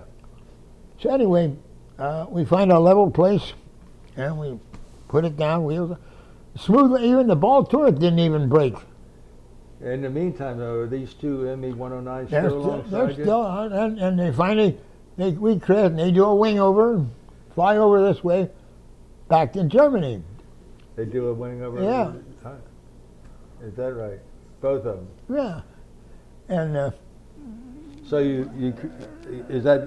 it's a crash landing. You belly landed. oh yeah, and I say it's just the right attitude that the ball turret didn't even you can actually drop the ball turret, but we didn't do that, It didn't and it still didn't crack or break the fuselage thing. So the 6 of us get out of the airplane. We had to leave the 6th man there. He's going into shock from wounds. So 5 of us, and we got out of the airplane. Here's another thing, stupid. Each one of us had an escape kit. Instead of having it in my pocket on my flying suit, I got it hanging here. Not one of the 5 of us brought the damn thing with us. There was money in there, and maps, and you compass. left them on the plane? Yeah. I didn't tell S2 that. Oh, the S2 man, well, that's later on. Anyway, So we get out. You guys are going to hoof it. You're taking off We running? get out of the plane. I say, now south is that way. Right. Spain is that way. Get 5 minutes. The Germans will be here, and we're right on the edge of a forest, this level field, and we get into the woods and we start walking. Where is this at? Holland. You remember the town or village or where you were close to? Yeah, 7 of them. I got a map here later on. I'll show So you. what? 7 of them. A little tiny town. 7 of them. Sevenum. There's a town called Venlo. Is not too far from there. Venlo? Venlo, Venlo. There's this country. But anyway, you start walking. They say the 3 officers, for no reason at all, just go this way, and the two enlisted men veer off to the right a little bit, and we get into the woods right away. And we're walking through the woods, I don't know, an hour or 2 hours, and we finally decided, shit, this is all second growth forest. Everything is, exactly the same distance apart, all replanted, Right. row upon row upon row. If you're walking between the trees there, they can look down this row a mile away and see. Right, yeah. So you might as well, we said, well, hell, we might as well walk out in the open. We can walk faster than we can through all this built up leaves and needles and stuff. Mhm. So we walk, the three of us walk until around noon. We crashed at about 9:30 In the morning, in the morning. on August the 12th, 1943, yeah. And at dusk we're beat, and my leg doesn't really hurt, but and I think I was the only one of the three officers that was wounded. But anyway, because I'm lower down in the navigator, we pulled into this little bunch of trees here. We're resting, and like a movie, this man comes walking up, pushing a bicycle. He says, "I'll try to help you. P for victory." So we walked about another half a mile to his house. He and his wife lived there. They were connected with the resistance. And at this time, they were just beginning to build this escape route because when we were over there, we were the only group in England. And then when we were flying missions, there were only like 6 or 8 groups in England. By the time we got shot down, there were 30 B-7, 4-engine groups in England. So there's more people being, Yeah. the same percentage are being shot down. So, Right. they're getting this escape line called the Comet Line, Belgian and French and Dutch people. And we stayed at his house that night, he and his wife. The next morning, got civilian clothes. I got a pair of pants. This is an anomaly. I have no recollection what color they were. They were light, not white, but not dark. And I remember my shirt. I had a pink tone-on-tone striped shirt. Men don't know what that tone-on-tone means. A shiny pink thread against dull pink Right. thread. So it's a tone-on-tone. Tab collar. And I'll never forget, I wore it for 34 days. Never had it washed. But a courier comes up with a truck. No, not a truck, an Opel, which is a German Buick, essentially. And the Dutch people can't get any gasoline. So they've got a burner on the back that burns some kind of briquette and makes a gas, not a liquid gas, but and the engine will run on it. Right. It knocks. So we ride in that thing, we ride south with him, I don't know how many miles, and we come to a farm. And Now you're in Holland, correct? in Holland. Yeah. We're headed down. South, We're pretty well south in Holland. We're down in the southern part of Holland, heading towards Belgium. and we head toward Belgium. And stayed in this farmhouse, a man and his wife, and 2 children, a boy and a girl. These are brave people. I mean, she would wake up screaming in the middle of the night that he has to get us out of there. And he very calmly would say, well, I can't shoot Germans, but I can do this. Because this was a big thing, because air crew is valuable. Right. We can get airplanes to replace them. So any crews that they brought back thousands of air crews. People don't realize the magnitude. The 8th Air Force had more men shot in combat than the Marines did. Oh, yeah. And for one thing, these ratios are not exact, but they're proper. Ground forces have maybe 1 man killed for every 7 or 8 that's wounded. The 8th Air Force had maybe 6 men killed for every 3 or 4 men wounded. Mm-hmm. We had more killed, you know. Yeah. And you got a 10-man airplane goes down. But anyway, we stayed at this farmhouse for varying times. Eventually, a courier would come and take 1 or 2 men. Came and took our pilot Johnson on down to Spain, towards Spain. And 2, 10, 4 days later, they come for my co-pilot and I. Who's your co-pilot? Don Weir, W-E-I-R. W-E-I, well, I'll get into that later. Anyway, W-E-I-R. My wife is going to have a fit. Anyway, What time is it now? it's 2:30. Um, We're not going to be able to finish this, are we? what I'll do is I'll come back next week. Okay. Is your extra pay for that? Charge you. You have to pay for it. But anyway, What we'll do is we stayed there. we're and- going to resume this interview next week because Bob has to take care of his wife this afternoon. Now, if you can, we'll make a note of where Can we you stop. stay another half hour? Yeah. Well, I can stay another half hour. Okay. All right, we're at this Farmhouse. Yeah, and they came Now, for now, you, then Johnson. the courier comes up and we get in. This is a blank in my mind. I can't remember how we got from where we were at Sevenham to the next town, Roermond, R-O-E-R-M-O-N-D. Delightful little town. Yes. Not too small. They have a big village square there, and that European orchestra with all the violins. They have a concert out there in the open, concert ground in the open. And we're there. We stayed at a building called. I got a picture. Anyway, they'll get us this building. We go to the second floor. We stay with two women. You see there it says Gez Adams? That's how I know where we were. Gez Adams. Gez Adams Building. Yeah, Gez Adams Building. Now, Roermond. I had a picture of it as it was in 1943. Well, this was intact. This is after that damn operation where Montgomery delayed so long. We lost a whole Polish paratroop battalion, and Market Garden. I can't think of the name of it. They wrote a good book and a movie, A Bridge Too Far. Operation Market Garden. Market Garden. Yeah, okay. I have to put that on it. That's the way it looked after Market Garden. They don't tear anything down. This is the way it looks today. Even the roof line. Gez Adams.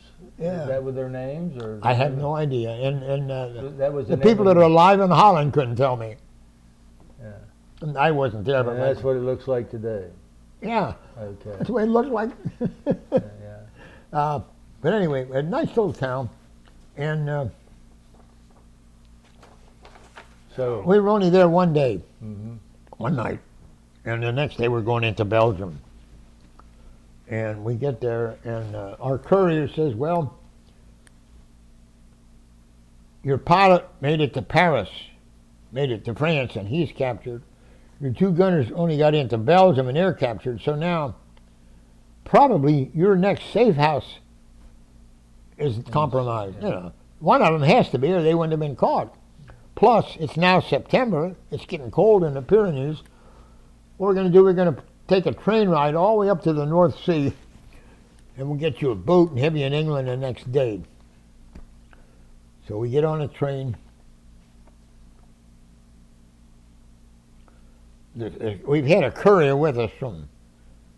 So we leave Roermond, and we go up to either Tilburg or I got the other name of the town in central Holland. And we get off the train and we stay there overnight in supposedly a safe house. And the next day we get on the train and we go on up to The Hague, which is the old capital, the titular capital. And we get off the train. Oh, in the train, the two of us would ride in one compartment, our couriers in another compartment. But we would act like we were asleep.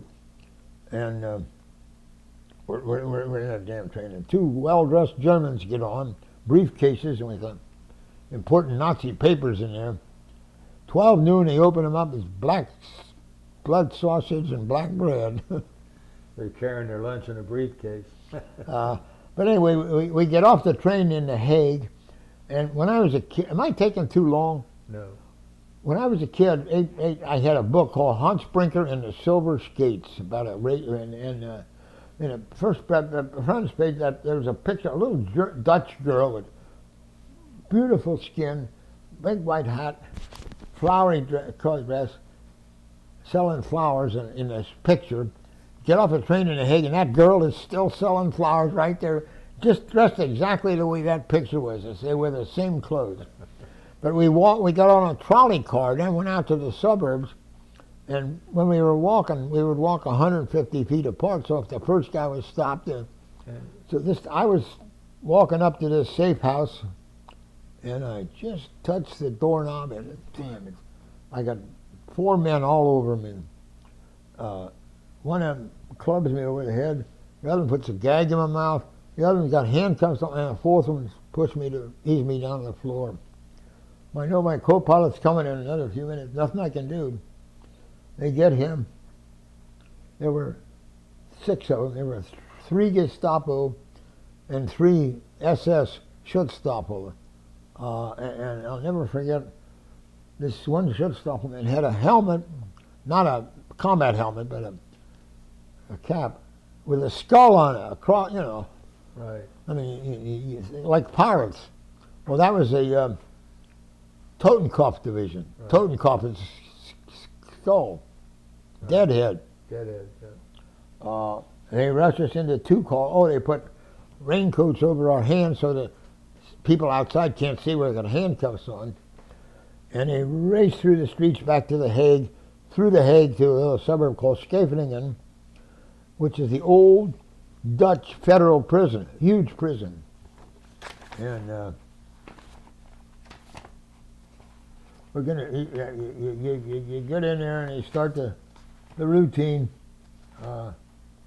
Name, rank, Second Lieutenant Robert H. Doolan, United States Army Air Corps, 0295817,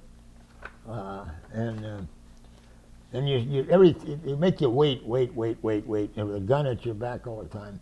Finally, they put me in this one room, not too much bigger than this, and about a 4x4 picture of Hitler on the wall. A little desk here and a couple of chairs and a man with a gun at my back. And we're standing there, and eventually the door opens, and this, like Hollywood, this man comes in, crease in his pants and shine on his shoes. And he walks right past me. I'm Hitler. He got a real exaggerated suit. And he turns around and he says, Lieutenant Doolan, is that the new American Air Corps uniform there? And we went on like that for an hour or so. And he didn't give a damn about military information. All he wanted to know was who helped you. And hell, I couldn't give him a name or an address. But anyway, they finally quit. And, I'm missing a page. It doesn't matter. I'll get one. Then they finally usher us into cells, each in a cell, about 7 feet wide and 12 feet long, concrete block, little, about twice as big sort of table hinged on a wall, 60-watt light bulb. Back in the back is a ledge, and at the door there's a bucket, which is your toilet. Each one is in solitary, and we still don't know what the hell's going on. I mean, I'm still in a daze. But the lights go out, 10 or 11, the lights go out, and I was having someone whistling Bob Hope's theme song, Thanks for the Memory. And then, oh boy, skip one, in this room, bigger than that, twice as big as that television, 10 things you're not allowed to do. You're not allowed to look out the window. Well, there was no window. There was a little transom. You're not allowed to lie down from 8 in the morning till 8 at night. You're not allowed to talk to other people. When the lights go out, that's the Dutch people signaling. Now the guards are out of the corridor. You can talk.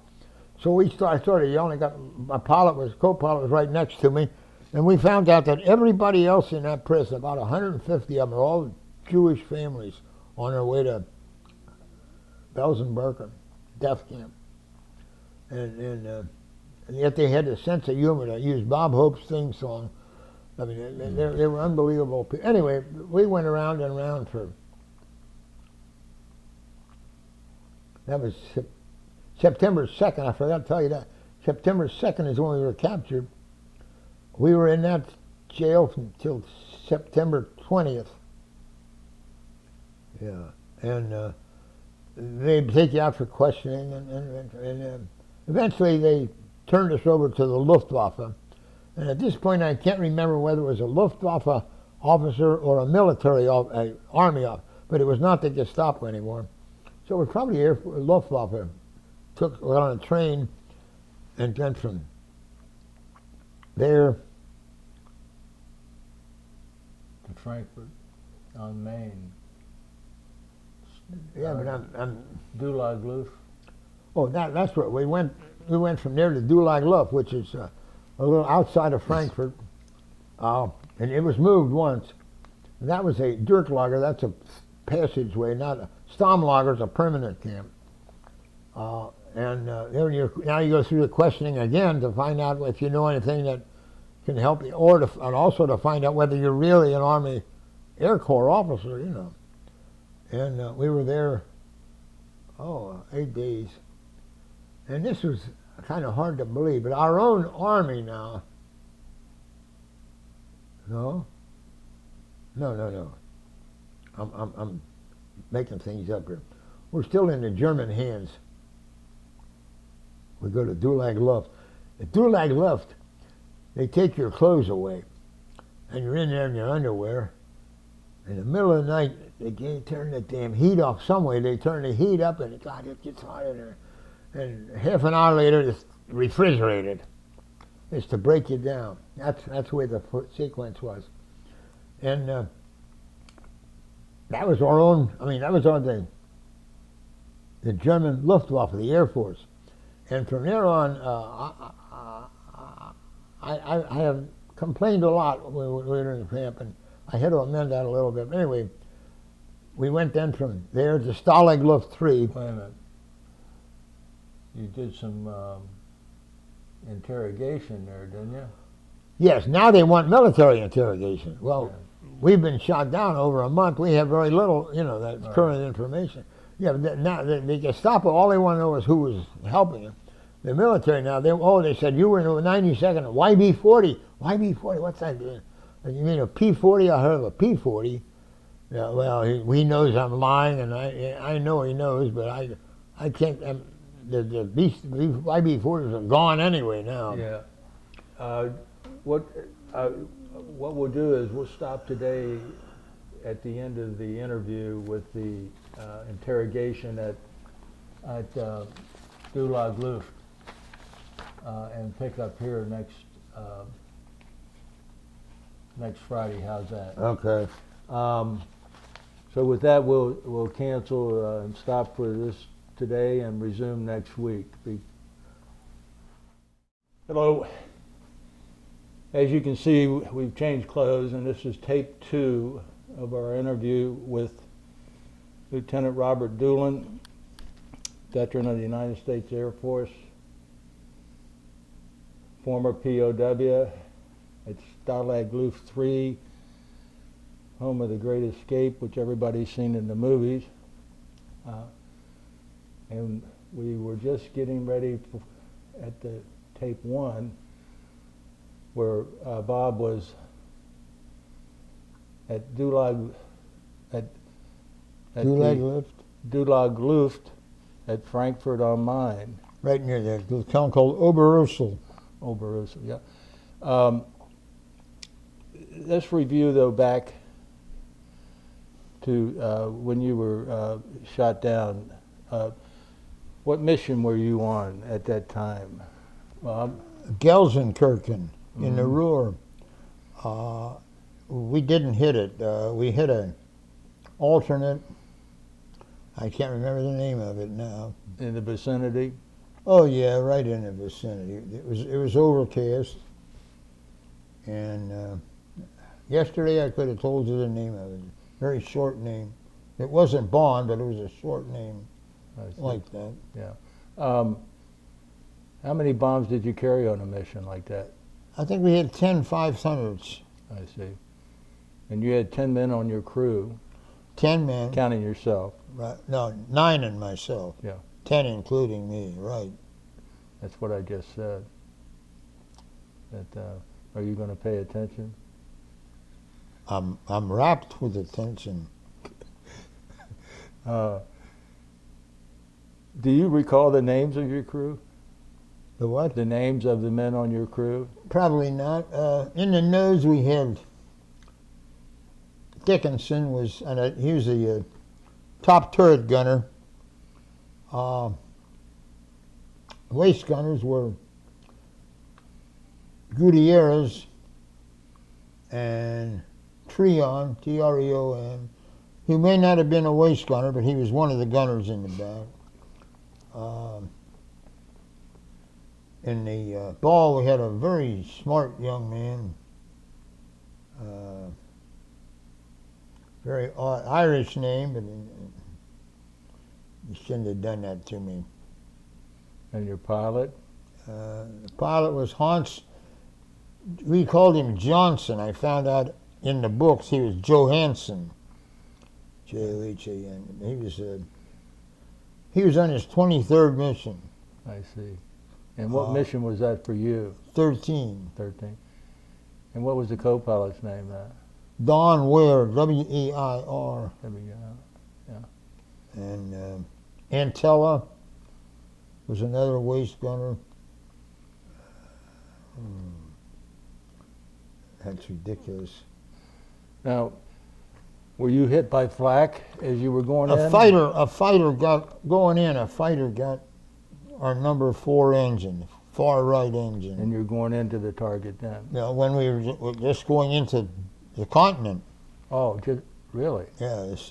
As soon as you leave Holland, as soon as you leave England, it's only a few minutes, so you're over Holland. And that was where the fighters waited. There were hundreds of airplanes shot down over Holland because anytime we bombed Germany out of England, we came in over Holland. Right. They're still finding, they build new dikes and build new ponds, new fields. They drain these fields. They're still finding fighter aircraft sitting in there with a skeleton sitting in them. Yeah. Is that right? But anyway, we got hit by. So you got hit by a fighter. And it knocked out our number 4 engine. We can fly with 3 engines, but we lost most of our gas in the right wing tanks. But we go on. We bombed the target. Okay. And we were high group, high squadron. We were at 29,500 feet. And then we got to the flak area where it's concentrated near the target. And they sent up a barrage, and it was above the lead group, the lead 3 aircraft. And when we came through, it was dead on. And it tore up the back of our ship. None of us realized how bad it was. Well, I shouldn't say that. The ones in the front, we didn't. It was strange because none of us were new bomber crews, but the 5 men in the front never thought to call a 5 men in the back. I'm going to have to. Go ahead. You had to last time too. That's all right. Yeah. At 99 plus, But it's all right. I got very. Well, didn't they have radio communications from the back, the tail gunner? Sure, intercom. Yeah. I said none of it's called. I don't know why. We were busy, I guess. Yeah. But it's weird because it's very simple. And were you hit by a lot of flak at this time? Yeah, it did a lot of damage in the back. The 5 men back there, every one of them was wounded. Some of them so serious that they needed hospital now. What about you? Were you wounded? I only had 3 little low-velocity shrapnel wounds. I had this one's still in there. I mean, I couldn't go to a doctor. We're trying to escape. Yeah. So that took care of itself. And I had one right at my waistline, right under the flak suit. Flak suit came down to here, went right underneath there. The rest of them hit in the flak suit.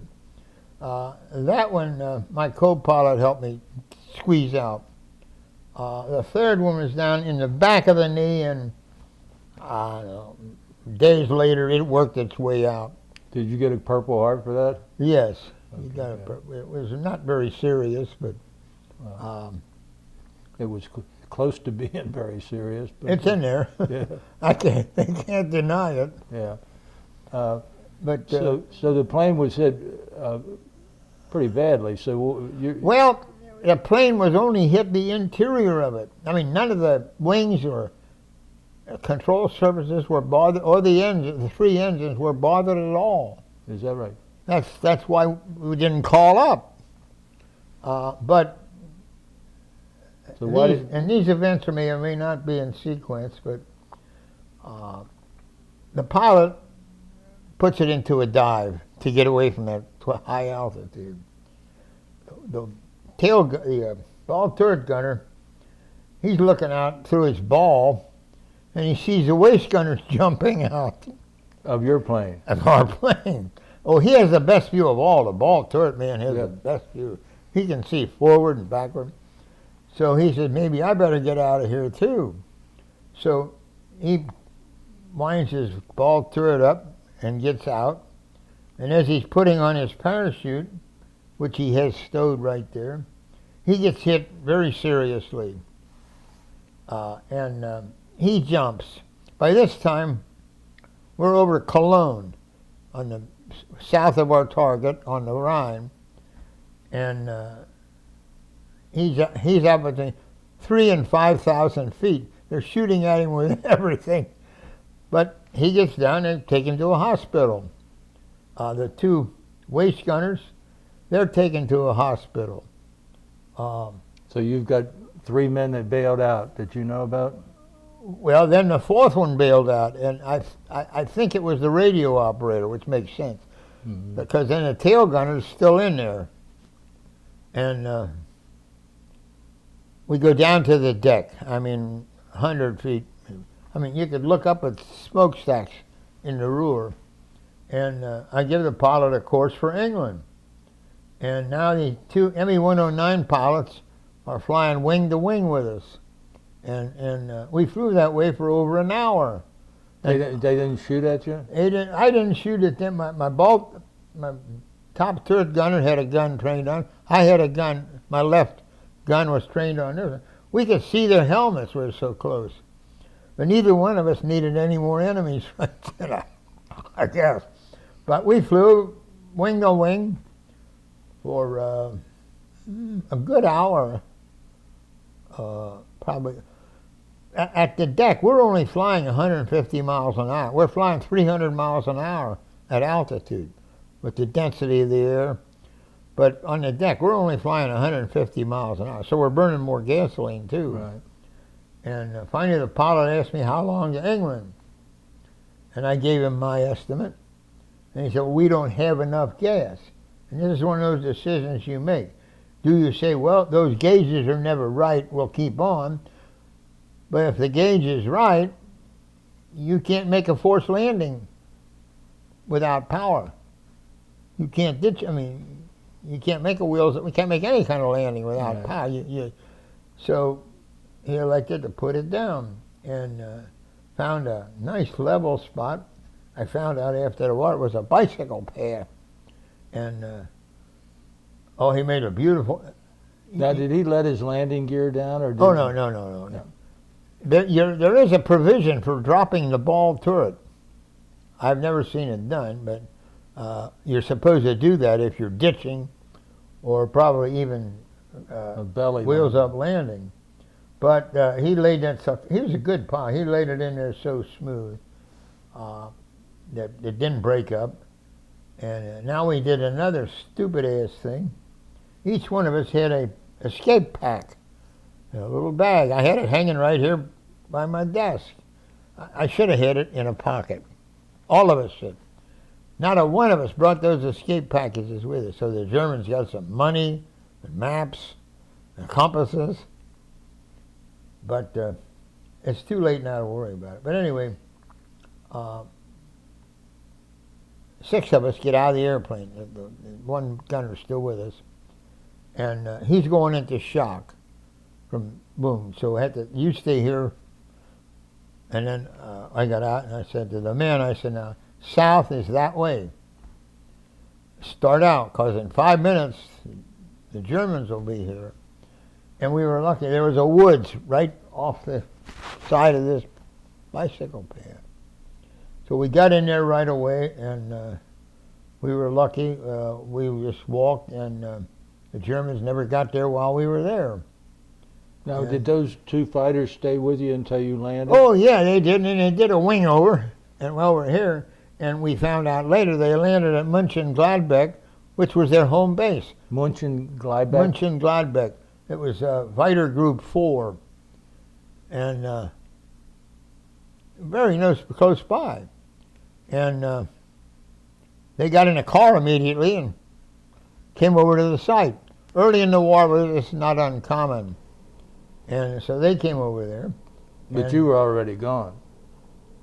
Oh, after after we were down, I said just wing over after we crashed, and they went over and landed and got in an automobile and came But back. they went by and gave you a wave? Yeah, they did a wing over.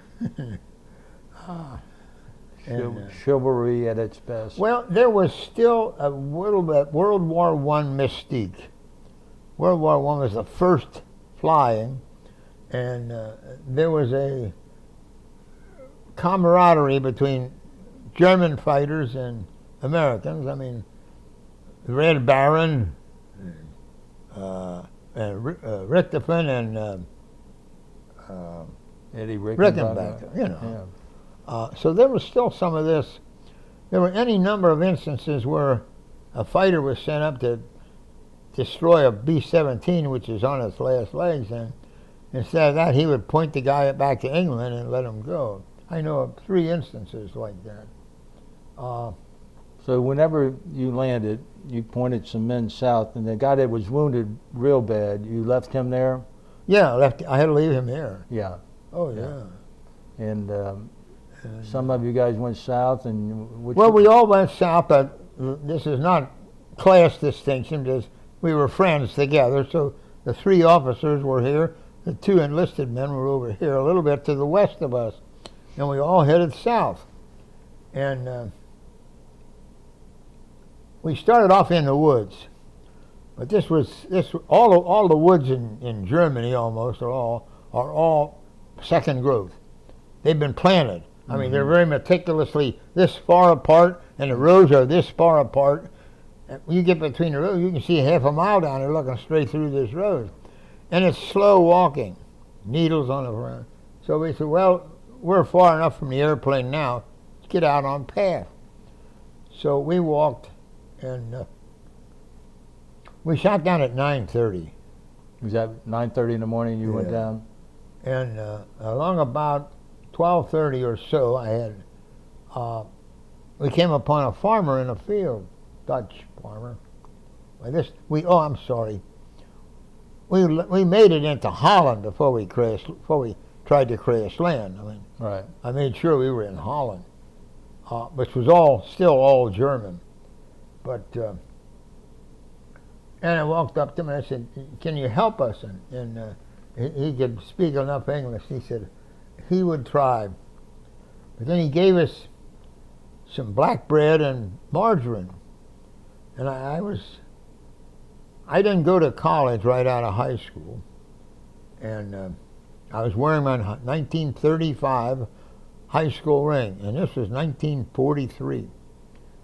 August 12th, 1940. August the 12th. August 12th. So I gave it to this man. If I'm going to try to escape, I can't wear a ring with English writing on it. So I gave it to him, and I got in touch with him after the war. And he said, well, he couldn't send it back. I said, all right. But anyway, along about dusk, we're beat. We've walked from 9:30 in the morning, and we're in this little copse of trees, a little grove of trees. And like a movie, a man come walking up pushing a bicycle, and he goes, I'll try to help you. And he was with the Dutch underground.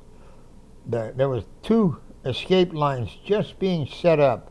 One was the Comet, C-O-M-E-T-E. I don't know what, it was a French name. And I don't what they were trying to get, because when we were over there, at first we were the only group there. By the time I got there, there were like 10 4-engine bomber groups. By the time we got shot down, there were probably 20 or 30. And by the time the war ended, there were 40 4-engine bomber groups. So there's more pilots more airmen being shot down that need rescue all the way. So they set up these 2 escape lines through Belgium and France to the Pyrenees Mountains in Spain. And the next morning we get up. He and his wife are living there in this little house. We walked a couple of miles there. And they gave us civilian clothes. And How many are with you? 3. 3. Yeah, there was pilot, co-pilot, navigator. And you, yeah. And to this day, I have no recollection of what color my civilian slacks were. But the shirt, I'll never forget, it was a pink, tone on tone. A woman would know what that is. Shiny pink threads making in dull pink threads, but all pink. With a tab collar. Pink. All the shirt was pink. But I wore that thing for 35 days.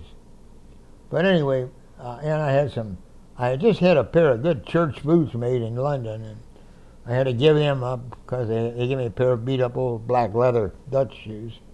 And the same with pilot and co-pilot. And the next morning, we started south.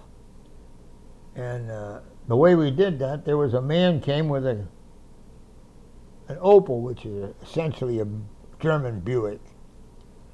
And the Dutch couldn't, he was sort of a minor. You say you started south. Where were you at in Holland? What town? Or village? Helden. H-E-L-D-E-N. Helden. Helden. Okay. And it was not, a little larger town is Venlo, but that's about all that was around there. And the Dutch couldn't get gasoline. He was a minor, I'd say, city official, so he had a car. They had some kind of stove on the back that burnt some briquettes. It made a gas, not a liquid gas, but a gaseous, and the engine ran on it. It knocked, but it ran. So he drove us, I don't know how many miles farther south. And we were not in any town when we stopped. We stopped at this farmhouse, and the farmer, his wife, probably, well, their children were like 8 and 10 years old, so they would have been a commensurate age to have that age children, what, 50, 45, whatever. Right. And we stayed with them. And these people are unbelievably brave, because the minute they're caught, if they try to get information out of them, who else helps, but they're dead. And his wife would wake up screaming in the middle of the night, "You got to get them out of here, or what'll happen?" And he said, "I can't shoot Germans, but I can do this." And it was becoming more valuable to return Allied pilots. So we stayed there, and you don't get, in Europe you don't drink water with your meal. We drank gin. The Dutch make a really good Dutch gin. Bols, B-O-L-S is the brand. And a lot of times it's in a pottery bottle, but it's very good gin. And the water's not good enough to drink. But no one in Europe drinks water for the meal. Sometimes there would be a Gestapo search, and we would go out and sleep in the field somewhere. And the Germans were organized. The Dutch, Belgian, and French were organized. They had means of finding out if the Gestapo was going to search. And we would go out, as I say, sleep out in the field. Haystacks are horrible to sleep. You're itching with them for 3 days. I mean, you can't get it out of you. and they, as I say, they had ways of knowing if there was, a lot of times if there was a search, but this comet line was just being set up, and the way it worked, a courier would come to where we were hiding, and would take one or two of us on to the next safe house, and maybe it was 5 days or so. A courier came and took our pilot, and he was gone. And 3-4 days later, he came and took the co-pilot and me. And again, we walked, I don't know how far we walked, 5 miles, to a town. Oh, jeez, I could have told you that town a minute ago. Anyway, we came to this little beautiful Dutch town, almost at the Belgian border.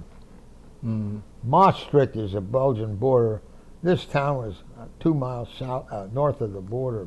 North of Maastricht, would you say? North of Maas, M-A-A-S. It's the Maas River, M-A-A-S. When it gets into Belgium, it's the Meuse, M-E-U-S-E. Big World War I battle. God, yesterday I could have told you the name of this town. Lovely little town. But anyway, we stayed in this building, 2-story building.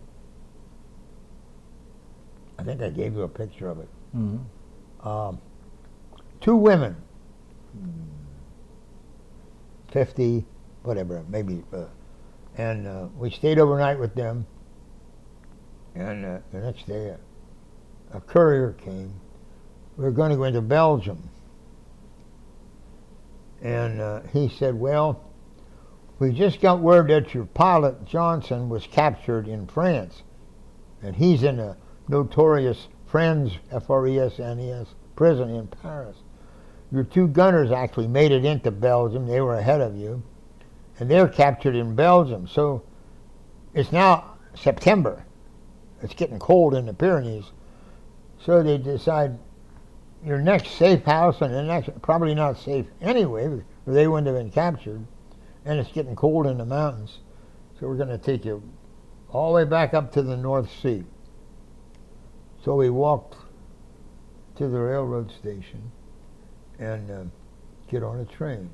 And the way it works, a courier would buy the tickets, hand them to you, and then he'd go maybe 10 passengers ahead of you, and you went in. And you went to one compartment, he went to another one. So you caught a train in the town? Yeah. What town was that? I'm trying to remember. Damn. It's a lovely little town. And this European orchestra that has concerts on television, a whole bunch of violin, they had a concert in that town, right in the public square. But anyway, we get on the train, and we rode all day, right up the middle of Holland, and again, yesterday we stopped at this town, fairly good-sized town, Utrecht, U-T-R-E-C-H-T, and stopped overnight, and we went to a house, and this was a weird house. There were 3 or 4 people there. The one of them was a witch. I mean, she got the tarot cards out and read my fortune. And she says, you've been dating a brunette, but you're going to marry a blonde. I mean, which was pretty good because, normally they would say, well, you're going on a journey. Well, obviously, you could say that, but we stayed there overnight, and my co-pilot and I, Don and I, are just something don't seem kosher here. But they were told you have to do what they tell you, even if you get captured. So the next day we get on a train and we go due west to The Hague, which was the titular capital of Holland. Not the governing capital now, but historically that was the capital. It's an old town. And we get off the train and we get on a trolley car. Oh, before we get on a trolley car, am I putting too much in here? No. But anyway, when I was a kid, I had a book, Hans Brinker and the Silver Skates. This kid couldn't afford skates, but he had wooden skates or something like that. And he wins a pair of silver skates. In the front of that book was a picture of his sister. Pink cheeks, big blowing hat, colorful dress. Get off the train in The Hague. That girl is selling flowers. It was almost a photographic image of that. I mean, it was just unbelievable. Mm-hmm. We get on a trolley car, a summer car, open sides. We ride out to a suburb, not too far. And when we would be walking, we would walk maybe 120 feet apart. So if the first man was stopped, the second one could go down an alley or into a store. I was walking number one, and I get to this safe house, and I walk up on the porch. It was a nice little bungalow-type house, and I just touched the doorknob, and geez, I'm inside. They've got me pulled in. I got one man blackjacks me. Another man got a gag in my mouth, and a third one's got handcuffs on me. This is all instantaneous. And a fourth one pushes me down. And remind us dumb things to you. I don't go all the way out, but I'm going down, and I look up, and I see you won't believe it. You know a pirate symbol, a skull? Mm-hmm. I see that, and I said, what the hell is this? Well, when I looked around again, that was a Totenkopf. In German, that's deadhead. That's skull. That was a SS division, the Totenkopf division. Right. One of the Schutzstaffel divisions. And so there were 3 Gestapo men and 3 SS men. S men. Schutzstaffel. Schutzstaffel. And I know in a few minutes Ware's coming in, but there's nothing I can do. If I yelled, he's there, he's got no place to go. So anyway, he gets the same treatment. And they put a raincoats over our handcuffed hands so that civilians outside couldn't see the handcuffs. Mm-hmm. And they load us into a car, a driver and 2 armed men in each car with 1 prisoner. And they go barreling down to The Hague, through the streets, through The Hague, out the west side, a suburb, the vacation suburb of The Hague, has a sea coast, no, North Sea, well, it's sea coast. And he hustled us out of there into this big stone building. I've got a picture of it. And you got a man with a gun at your back all the time, and nobody's saying anything. And they rush you into the sort of foyer, and your name, rank, serial number, Second Lieutenant Robert Doolan, United States Air Corps, 0795218. And then he hustled over here into another hall here, and they told us to stand there. Our co-pilot's about 20 feet over here, standing there with a man at his back with a gun. And they keep you waiting. It wears you down. But eventually, they pushed me into a room about almost this big, and a couple of chairs, and there was a desk, and a picture of Hitler, maybe almost 4 feet inside. And you stand another 20, 30 minutes, and finally the door opens, and this is like Hollywood again. This cat comes in with trousers about this color, but creases like this, you could cut cold butter with it. Boots you could you could shave even. And he just brushes past me and to the bit. Heil Hitler! They don't just salute, really, Heil Hitler. And he turns around and he says, Lieutenant Doolan, is this the new Army Air Force uniform? Very sarcastic. And we went around like that for, a couple of hours, I guess. Now, this is Gestapo. He didn't give a damn about bombers or military stuff. All he wanted to know was who helped you. And that's the one thing I didn't know. I didn't know an address. I didn't know a name. And oddly enough, the first man did tell us his name was Will Peter. and he lived at Maria Pine Street in Helden. And I have no idea whether it's true or not. But normally they wouldn't give you a name and address because you might. Is that one name or two names? Will Peter. Will, W-I-E-L, I think it was P-I-E-T-E-R. That was his first and last name? Yeah. Mm-hmm. So he said. Yeah. So we went round and round for, I guess, 2 hours, and I have no idea what the address was, except that one, the first one, and I had no idea what the people's name was. So they put us in a cell, about as long as this room is wide and 7 feet wide. Ceiling not quite this high. Over here on the left side was a hinged sort of table about this big out from the wall. Back here in the back of it was a ledge, stone, I believe, about that wide against the wall. Concrete block.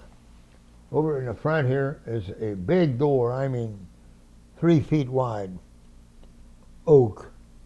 And in the middle of that door was an eyepiece. And on the outside of that there was a metal slide that you could hear. If they were opening it to look in, you could hear it. And on the other side of that was a door about 8 inches square. And that was hinged. So it would come down like that and make a shelf. And in the morning you would put a bowl of gruel on that, hot, some cereal, and coffee. No coffee. I don't know what we got to drink. The afternoon one they came with a Red Cross and Dutch Red Cross. They gave me a little paper cone of beet sugar. Oh, it was like candy. Mm-hmm.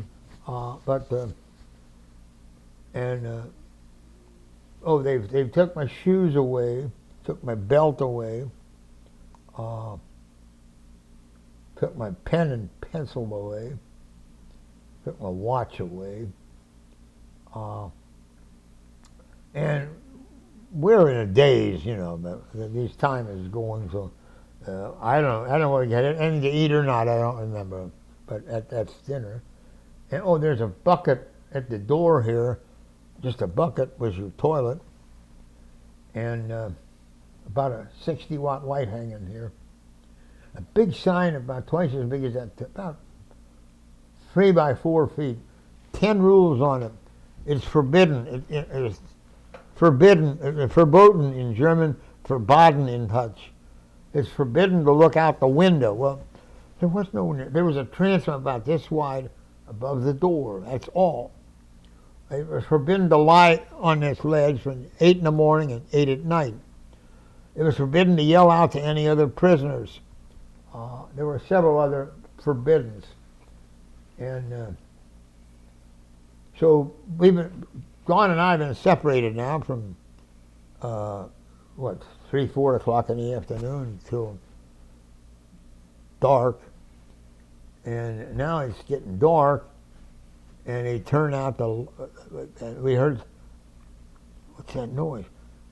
Bob Hope's theme song, Thanks for the Memory. Mm-hmm. They're whistling that out in the corridor. And we found out later that night that that's a signal the guards are no longer in the corridors. Okay. You can talk from cell to cell. So Don was in a cell next to me, and people here and here and here. It's a huge prison. I guess it was 200 cells. And he and I were the only 2 people that were not Jewish people on their way to Velsenbergen, extermination camp. But these people, as I say, what a sense of humor. Bob Hope's theme song. So we found out that there were about 150 prisoners, men, women, children, and Dawn and me. And the next morning, we got some kind of gruel on that thing there, and the door opens, and a Polish or Jewish man in striped prisoner suit reaches in and tells you, hands your salt bucket out to him, and he brings it out and brings you a dry one every day. And this went on for We were shot down August 2nd. I mean 12th. September 2nd. You were shot down August the 12th.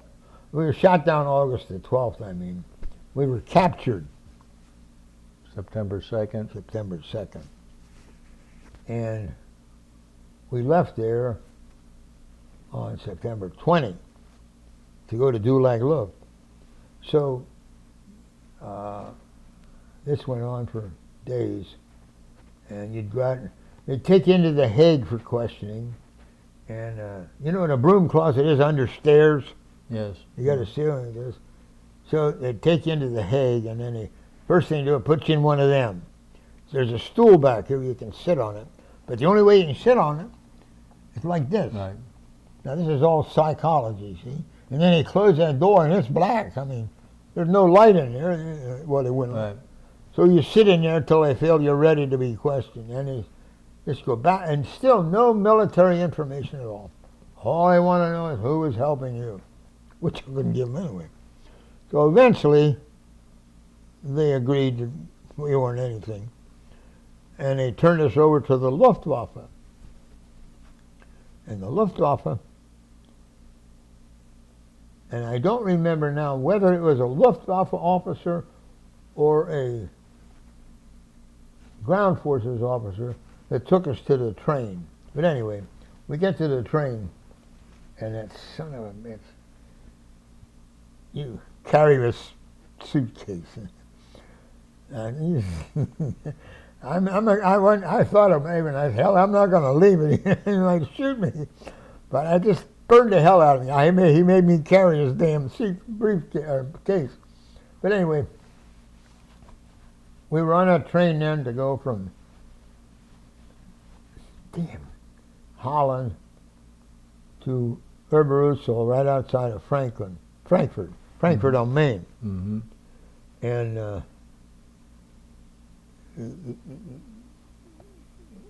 in the town, if you might, when the town had been bombed, the civilians might attack you.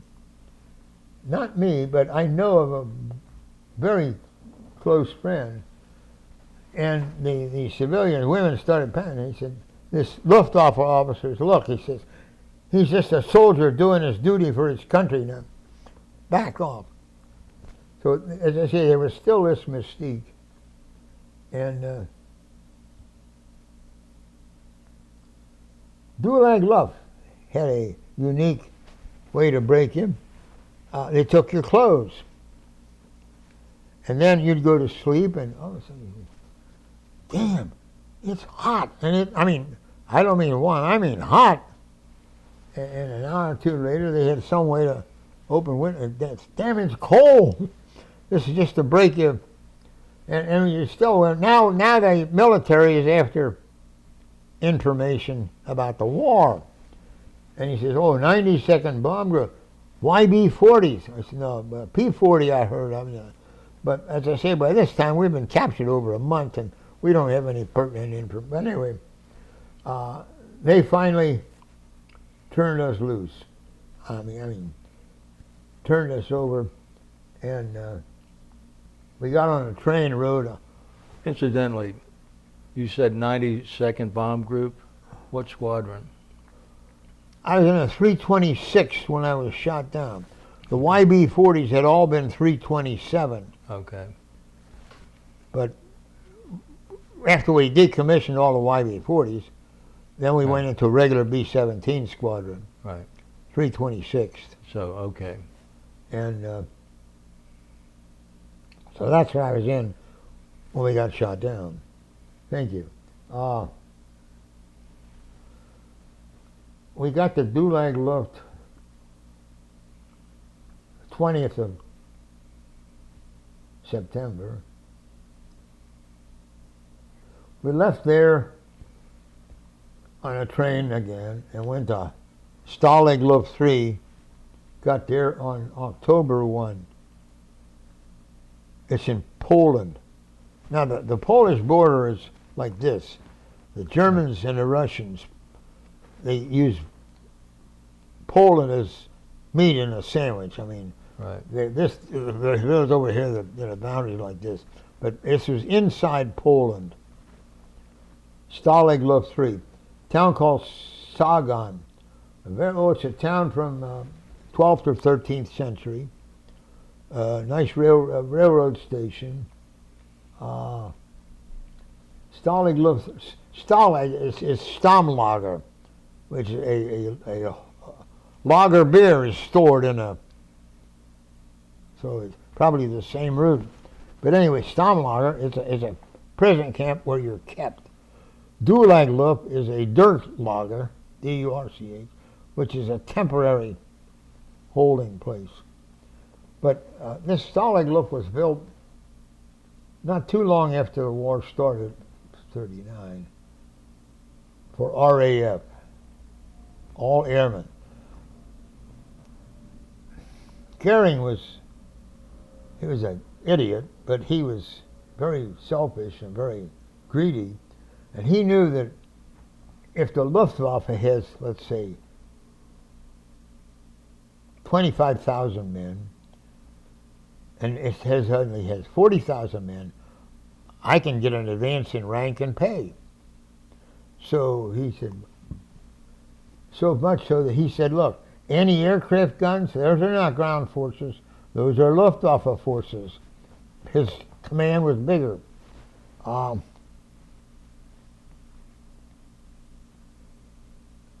this was built for British, well, and French airmen.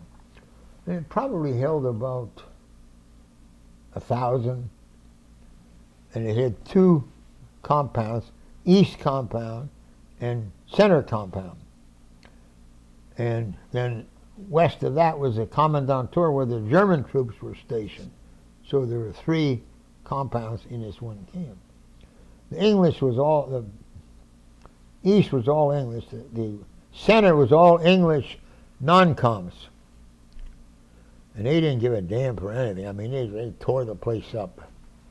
So when we got there, we were put in center camp.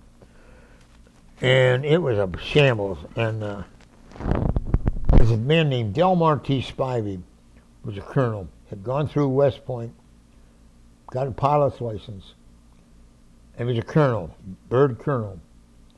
And they sent him over to England to find out why the American gunners are not shooting down the German fighters. And so he was riding in the plane right next to us, in Wiley's plane, as an observer. And his plane got shot down with ours. Oh, he got shot down the same day you did? Oh, yeah. Spivey did? Oh, yeah. Oh, I didn't realize that. He was flying with our group. I see. Yeah. But and so he was captured right away also. he was captured that same day. His crew was captured that same day. Now, by the time you got there, though, and forgive me for interrupting you, they had already built the north compound and the south compound. No. Oh, they hadn't? Oh, okay. So you're in center compound. I've got all those, yeah, and actually it was messy. And Spivey, oh, you were right, they had just built the north compound. Spivey, he says, look, he says, he looked around, he called us and he said, of course, he got there, very right short. away, yeah. Almost, and he said, we're going to run this as if it were a camp in the United States. We're not talking about saluting and everything, but when we get razors, you will shave. And he seemed like an old school teacher at that time. Mm-hmm. As I say, I can't remember. I think he was 24.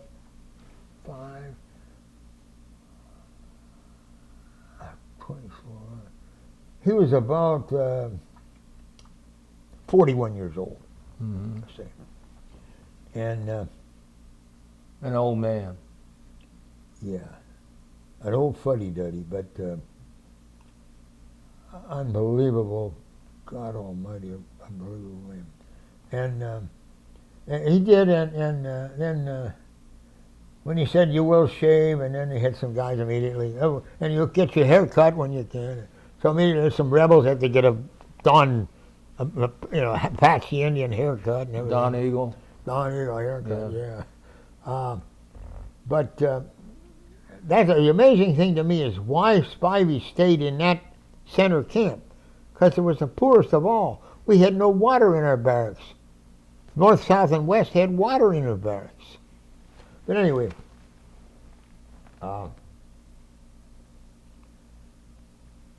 he said immediately, he said, we'll clean it up, and he said, we'll run it. It was a camp. And Military. He wanted to resemble military. right. But the more and more we saw this man, I mean, it's the finest man I ever served under. He kept in touch with me till he died. Now, are you still in Center Compound? Yeah, Did you stay in Center I Compound? stayed in center compound. Okay. What happened to the enlisted men that were there? Oh, they were sent to another camp. Did you have any enlisted men in your camp? We did. In a compound, I'm sorry. We did. They were there as, this is rank as its privilege, Right. orderlies. Yes. Now, orderlies, that means different things to a second lieutenant. All them was that they helped cook. Now, except in a little later on in the North Camp, they actually brought hot water, boiling water, to the officers' quarters. In Center Camp, we had to go get it. But anyway, one of my gunners actually was there because he was wounded so badly, and he was there until they repatriated him. And I didn't even know it for a long time. Is that right? Yeah. Who was he? Do you recall? Hmm? Who was he? What was his name? Do you recall? Oh, yeah. He was your gunner. He was a waist gunner, yeah. It'll come back to me.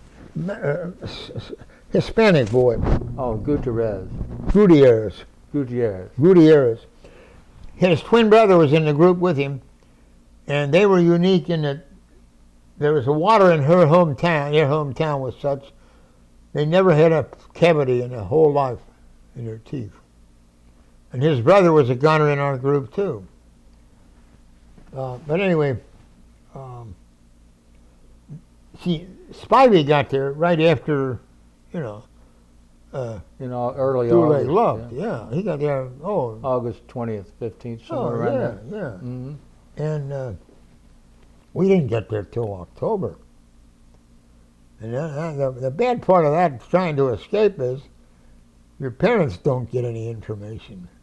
In September, my parents wrote a letter to the War Department, and I got a copy of his letter back. He says, we don't know where he is either. But anyway, Spivey, they started cleaning it up, and Germans cooperated, and I don't know how many men we had there at that time. 1,000, maybe? Not quite. In the Center Compound? In the Center Compound. Wow. Not 1,000, no. Hundreds. How many barracks would you say were in Center Compound? 12, Okay. essentially. And the barracks were in two sections. And in the south section, there were 6 combines. We formed families because for Red Cross food and everything, we called them combines. Started out with 6 men. And there were 6 of those combines in the south half of that barracks in 43.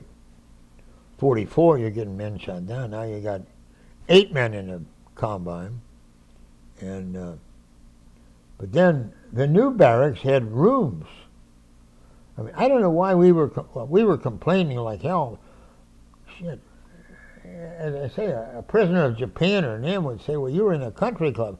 We had barracks that were as dry as an army barracks. Yeah. We didn't have bedding. We had a palliasse as a mattress, as a sheet cover, and it was filled with wood planings. And when it's fallen, it's quite resilient. After a month or two, it's It's back Yeah. down. But the first year, as I say, hell, we were living high off the hog. The YMCA sent us baseballs, soccer balls, musical instruments, books. I was a librarian in the center camp, and Now, did you actually check out books and keep a record of it and stuff like that? oh Or- yeah. Yeah, this is not. I'm not talking about a penny anything. I'm talking about thousands of books within 15 months or so. Right. You know, because you could also get a package of books sent to you from a publisher. So we've got books coming in, and I'd have men come to me. If you get a book with a little letch in it, lechery, that's sex, dog-ear the pages so I don't have to read the whole book. And they got nothing else to do. But yeah, and we could request scientific books. We requested a couple of books on how to build an airplane, and they'd mulled that over a while. But they said, "Oh, the hell, we got it."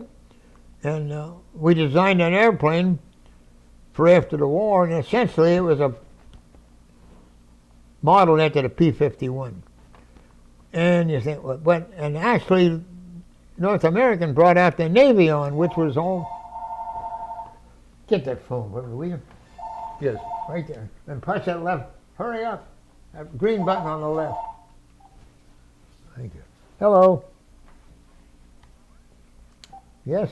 Hey, Mr. Doolan, it's Chris at Dr. Pliskin's. I'm just reminding you of your appointment for Monday at 1:15 here in the West office. And what is this for? It's Dr. Pliskin, the urologist. Oh, yes. Okay. I need to repeat that again. It's for Monday, this coming Monday, Right. the 29th at 1:15. Good. Thank you. Sure, thank you. All right. Bye. Bye-bye. Red button. Hand me the pad and a big bunch of papers there. I want to write a note. Yeah. I probably have this on my calendar, but while it's fresh in my mind. Mm-hmm. Who the hell is that?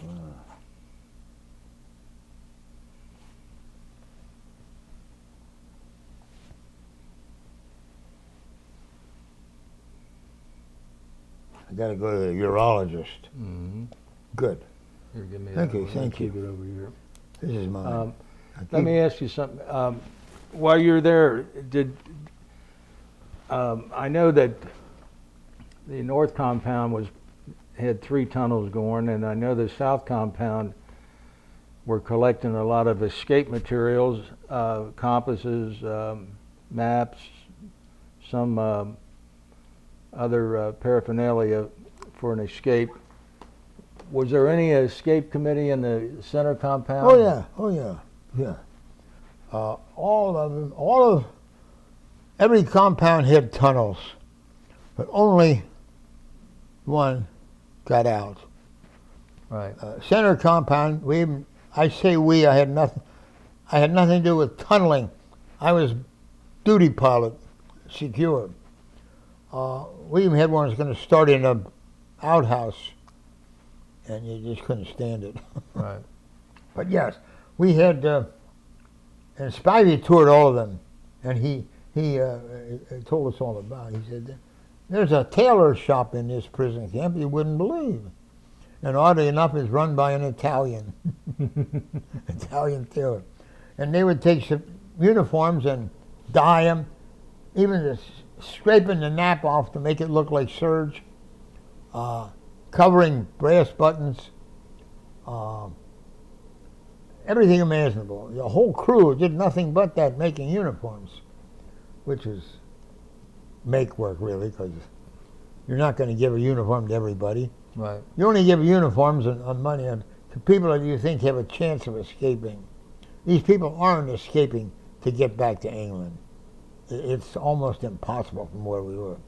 Czechoslovakia or Stettin into Norway or Sweden were the closest places. But so not everybody got a uniform. everybody could get a map, but just the few who could speak a couple of languages, who had lived in Europe, they got the works. I mean, But Center Compound did have a tunnel they started. yeah. But, What I would do, I should get a picture of it. Anyway, here's the camp, center camp. North side, this is the forelager. For meaning forward. That was where the jail was, where the dispensary was, the first aid, where new captives would come in to center camp. And that was on the north side of it. And then south of that was the fence between the cooler and the forelager and the camp. And this is where every new prisoner came in, through there. No matter what camp they were going to, at least up to west. And they would come in there, and we had a theater, which was just south of there, and we had barracks 39, 37, 38, 39, and 40 on the north edge of the Center Compound. and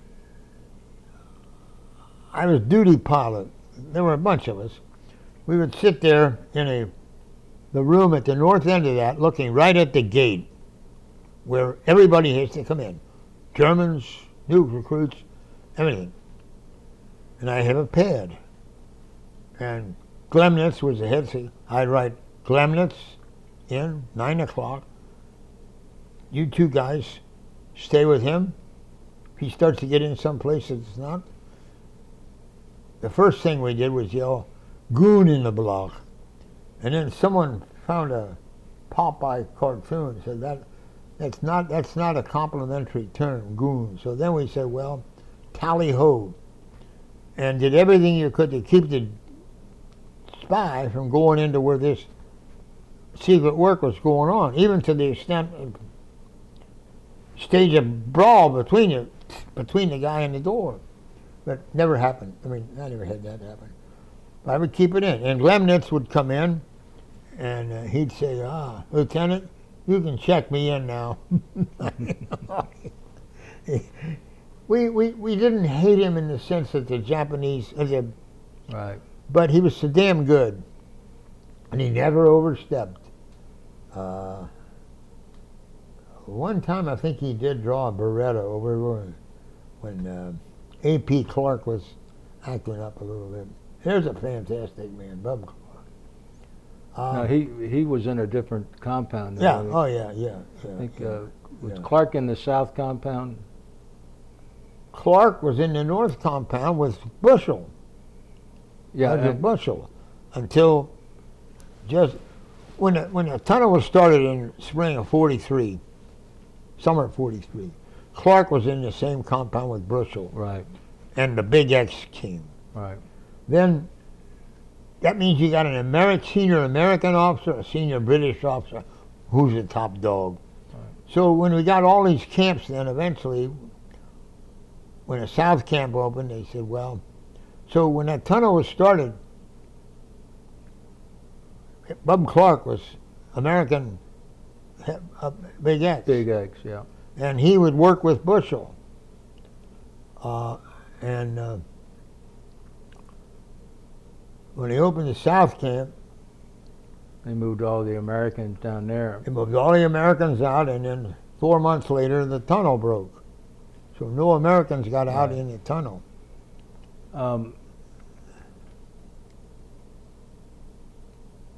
You were talking about watching the goons come in, and Yeah, I was spy was in. And we had names for all of the other guards. Ferrets we named, but we didn't talk too much about them. as I said, we got hot water for brew, and one time, not von Lindiner, but maybe Semmelweiter, one of the adjutants, comes into Spivey's quarters and says, General says, your men are trying to kill my, he didn't call them ferrets, but that's what we called them. They crawled around under the barracks, you know. Oh, he says, I don't think, yeah, he said, they're pouring boiling water through cracks in the floor at my men crawling around underneath there. And Spivey said, well, he says, you know, when I came in here, I said we were going to run a clean camp. And he goes, yeah, he said, come on, Elisha, this is not that. He said, they've got surveyors out there directing the guy with the water where to pour it. And they had a barracks are this high off the ground. They had a man over here and a man looking, and then he yelled. Yeah. Were there any other high-ranking officers in your camp besides Spivey? Oh, yeah. There was Goodrich, was a B-25, B-26 man. Now, was he in center compound? No. I mean, in center compound, were there? No. Spivey was the highest ranking one? Yeah. Yeah. He had a staff in his room, and I don't remember. But there wasn't anything above major. There may not even have been. There were several captains. Yeah. But there obviously was another middle rank there between captain and general, colonel. But I don't know what it was. But as I say, there were times when we were hungry, but never emaciated. I'm talking now up to D-Day, June 6th, 44. Up to that time, as long as trains and boats, ships could move, the Red Cross food came in. We didn't always get a package per week, but we were never emaciated. Did your mother and father know where you were by then? Not geographically. Well, I mean, they knew you were in a prisoner of war camp. Well, yeah, they found out, I guess in November. And did you get many letters from? I got more letters than any other guy in camp. I wrote more letters. You could write 3 letters and 4 postcards, a second lieutenant, a month. And I have a list of every letter I wrote and every letter I got in my logbook. Now, were you writing Sandy at the time? Yes. I had just met her 3 weeks before I went overseas. Right. I only knew her 3 weeks. I have no idea why, whatever. It's one of those mysterious things. I don't know. I don't remember any passionate love, I mean, or desire. I don't know. Well, you both obviously But we wrote. felt something for each other. Well, I don't know. She was still dating, but we wrote. We didn't write passionate letters. We just wrote letters like you would write to anybody. Well, you'd only known her 3 weeks at that time. Yeah, right. And I only had maybe 4 dates. Yeah. Yeah. So, you're running the library, and you're. After June the 6th of 44. Well, after June the 6th, of course, transport was not available all the time for both overseas shipping from the United States and rail shipping in Germany. So well, we hear so much about this bread they served. Oh yeah, they What is this? I think it's a black bread. A loaf weighed 2 kilos, almost 3 pounds. Oh, more between 3 and 4 pounds. Between 3 and 4 pounds. Yeah. And they claimed the real hard-ass one said, "Oh, it's got wood in it." I don't think it was. I think they just used the whole grain. You know, chaff and everything. It produced a certain amount of flatulence, but it was nourishing. If you toasted it on the top of we had a 4-burner coal-fired stove in each barracks. Mm-hmm. if you toasted it on the top of that, it was edible. I thought. What about turnips and beets? Did you eat a lot of turnips or beets? We thought they were. We didn't call it that. Or rutabaga or No, not really. Jeez. Whatever. Yeah, we got them. We got them instead of potatoes, and we got them instead of some other stuff. We got. The soup was not too bad. Once in a while, it would even have meat in it. One time, it had a cow's head in it. a lot of cabbage? A lot of some vegetables, some of that family, and that was served hot when they brought Did it. you fix your own? Did you have men that fixed your meals, or did the Germans fix them? Oh no, we, as I said, we formed families, a combine, and we would take turns. 2 men would cook, 2 men would KP, and one day, and Towards the end of your confinement there, how many men would you say were roughly in the center compound? Towards the end. I'd say 1,800 Wow. in each compound, Right. Yeah. approaching 10,000. Yeah. Plus Bellaria. Bellaria was an off-campus camp. I have no idea what it was. It was, 3-4 miles away. It was a separate camp at Bellaria. So we did not include it in Stalag Luft. Uh-huh. There were 5 of them in Stalag Luft 3. 5 compounds. Yeah. Yeah, you got to be careful. Sometimes we call them 5 camps, but then you say, well, no, Stalag Luft 3 was the camp, Right. But there were 5 different, Compounds. plus the Vorlager and the Kommandantur where the German soldiers lived. Right.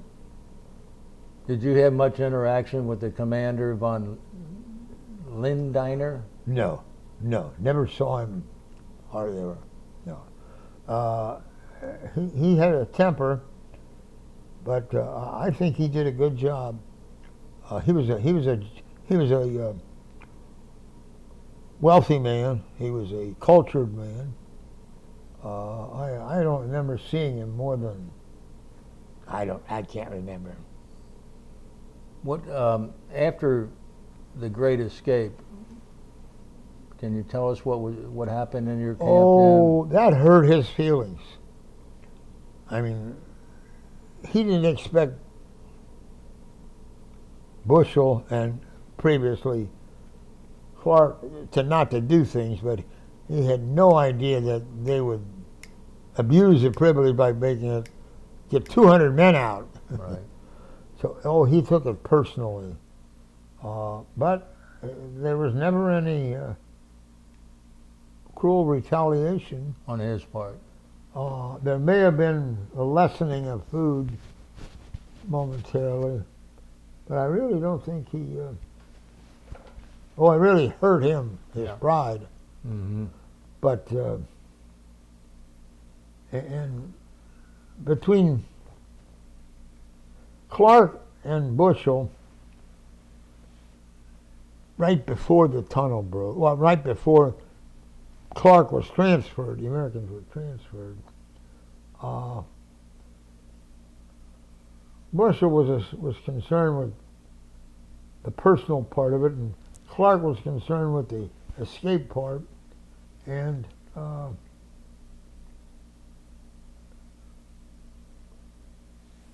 when it broke, Clark rumored that he felt like Bushel had told von Lindiner, he says, you don't have to worry about tunneling here. That was Clark. So watch Clark Right. Okay. closer. I have no idea, but Clark, What was? Excuse me for interrupting you. I was curious about when did you guys find out that 50 of those men were executed? I should have written the date down. I don't remember. But it was obviously weeks later.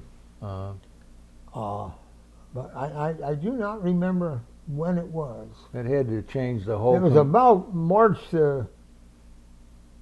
24th, maybe, when the tunnel broke. Right. That's when it broke. Yeah. So those are, So it had been in sometime in April before you found out about it, huh? I didn't think it was that late, but I do not know. Well, it couldn't be very much earlier because it took time to get them. Right. And so I don't know. And I kept a diary, but I kept more track of who was cooking today. Right. And things about the library and everything. And the war was something that was going on. That had to change the whole complexion there at that. Yeah, oh yeah, we were scared to hell. What's going to happen? But Do you remember when they changed and they actually, for all intents and purposes, arrested von Lindiner, the commandant? when what? They arrested him. Oh yeah, no, I did not know. I've read it since, but I did not know. I thought he did a good job. Did Glements have anything to say? Who? Glements, after the No, Huh? no. Oh, he was pissed off. I mean, I can imagine. but he never did anything vindictive. And as I say, he was. And you got to remember now, we hadn't had any problem in the center camp. Right. South camp had no. It was only North camp that had any real. So I don't know. But I understand one time Clark, we called Clark the Flamingo. He was about 6'3" tall, long, flaming red hair. And he sort of flew. And this one day, I understand, Glemnitz was striding around, and Clark started to do what's the dance where you follow that thing? He started doing that in conga line. The three other men got in back of Clark, and Glemnitz is supposed to have drawn his pistol, or at least reached for his pistol. But For making a fool of him. he had a sense of humor. As I say, he would say, sign me in. Allegedly, when we were packing to leave, one man had the radio, maybe more than one, but this man had the radio, and Glennis, this man didn't have it, but someone had the radio. But anyway, this man, Glennis comes up with this one man, and the man is saying, where should I carry this? Whatever it was, a briefcase or a logbook or whatever. And Glennis says, put it with the radio. I never found out either. But we got the first radio we got. We had a man named Hill, was a medical student, and he set up first aid in the camp. And I think it was he that was in the sick bay, having these little 5-tube super hit radios. It was standard. He supposed to pocketed that and got it back. And within 2 hours, they had that thing all in a line in a wooden hole in a column. And that was the first real nice radio that we got. And later on, we got radio parts. I had a customer in Cincinnati, P. Goldsmith's Sons. Later became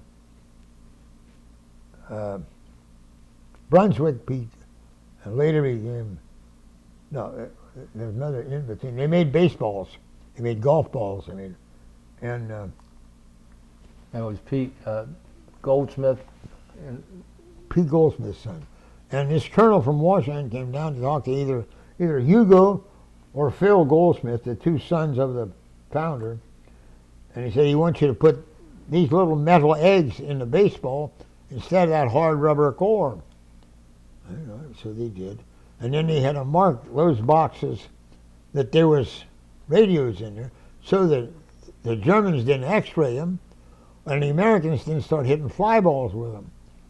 So we got them in that way. See, with 10,000 men in a camp, the Germans can't possibly unpack everything. Right. They have to have Americans. So they did that. Also in Cincinnati was the United States Playing Card Company, and they made maps. A playing card deck has 56 cards, 52 cards, 2 jokers. 2 jokers, and 2 emblems, bicycle, pilot, logo.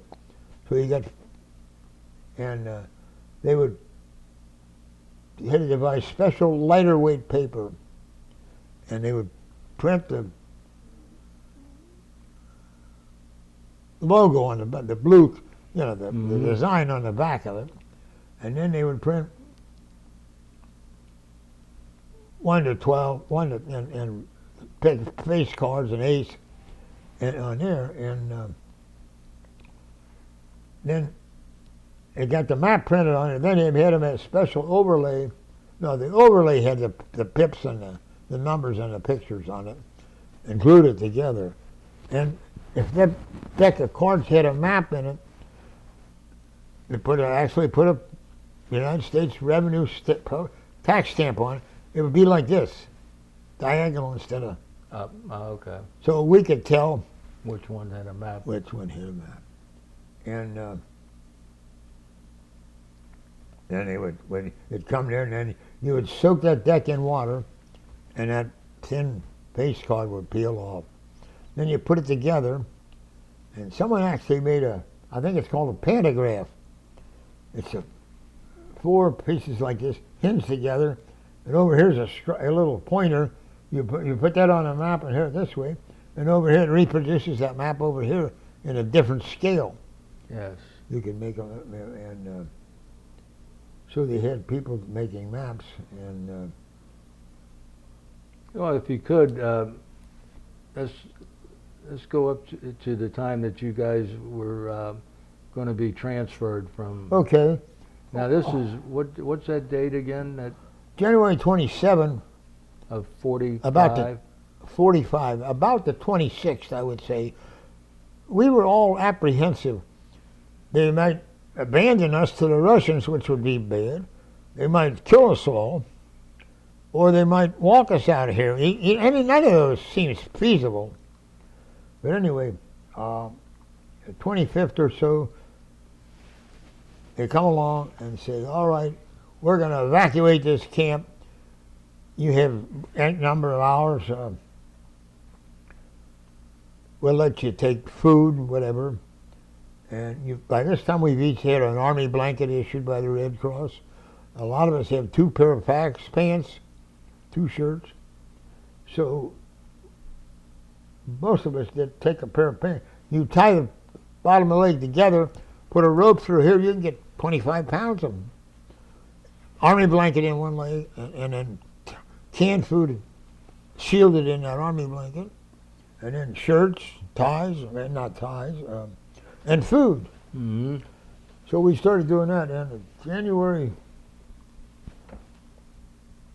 I'll say the 28th. Oh, was it South? What a Camp Rojo Goodrich was in. There's a hell of a man. Well, he was in South Camp. Right. He came in. They were in the theater watching the show. And he said, "Come on, we got 2 hours to pack up." And which, of course, was impossible. But Center Camp had a little more time because we were the last one to go. We were the farthest east. So we started packing up. And then someone said, oh, October we were out of Red Cross food. So it was hungry. November, end of October, right in that span there, I don't know, 50,000 Red Cross parcels came in. So Christmas, man, we had food. We even had a plum pudding in a English Red Cross parcel. I mean, we didn't stint on Christmas. We said, hell, we don't know what's going to eat. So we did. And so the Spivey finally prevailed. Look, he says, we might as well open that damn storage for the Red Cross parcels because the Russians are going to get them. Could you hear were the Russians close enough that you could hear the battles? Some people claim they did. I never heard.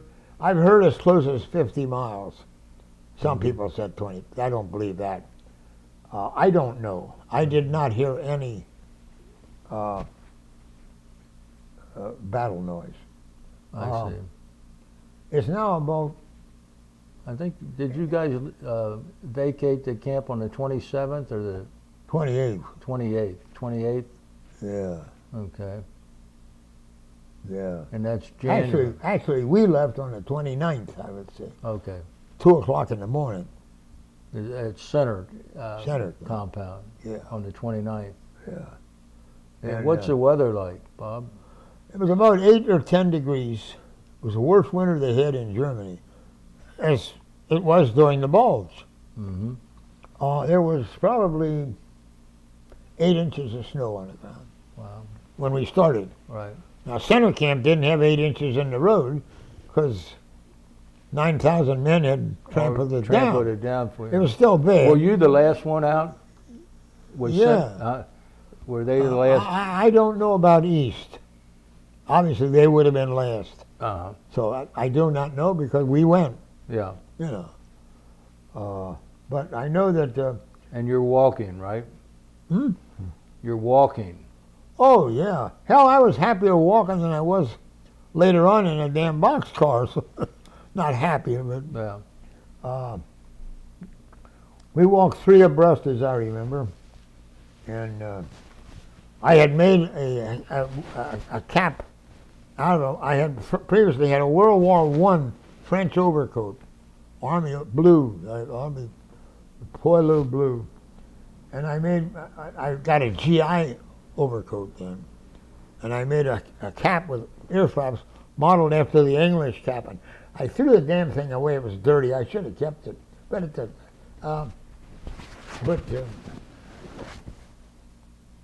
I had, they said, look, the rest, so we could go in and take a Red Cross parcel and pick out anything you want. Well, we didn't take crackers. Right. We took Spam, and in fact, for the next 10 miles, people were still discarding even food that you couldn't carry anymore. And of course, now the civilians are fleeing too. A lot of civilians are fleeing because they're scared of the Russians. And this is where the American selfishness showed up. A German family there, you could get a loaf of bread for 5 American cigarettes. Well, American entrepreneurship, oh, I'll give you 6. Well, that dumb, and raise the price. But there were families there leaving, everything you owned on their back. When it got real rough, there were families actually trying to take Americans into their house to get them warm. And the Gestapo, oh, no, can't do that. One town we were going through, I don't remember when, but we're going through this little town. We're out on the highway. Here comes a troop of German ski troopers. White suits. The officers were probably about 30, 35. But the men were 13, 14, 60. They were just the dregs. They're walking toward the front, and we're walking the other way. We were afraid some damn pilot would think we're an army. Mm-hmm. You know, you got 20,000, you know. Yeah, and strafe you. Yeah. But all I saw for the first 3 or 4 hours was the backsides of the 3 men right ahead of me. We got separated. More or less, our combine stayed together, but we got separated. They had 3 or 4 horse-drawn wagons in the back, carried some guns or whatever, and if you absolutely couldn't walk any farther, they let you ride for a little while. Mm-hmm. Someone claims, and I've seen it in print, you heard of our chaplains. You know, we had By this time we had an English-speaking chaplain, an Englishman, Wilfred Coates, and his brother was in the same division. He was his Batman. And we had a French priest, I can't remember his name, and we had a Scottish minister of the Church of Scotland, Murdo MacDonald, this nice, strappy little guy. Everybody loved him. And the rumor is that MacDonald had a call, Padre, you're wanted back here, and he goes back X number of feet, and there's a man there, a big American football player, lying on the ground. I can't go any farther. And they say, and I've seen it in print, that he wanted to give MacDonald his food, and MacDonald left him there to die. And I can't, I have it in print, but I don't know whether that was so.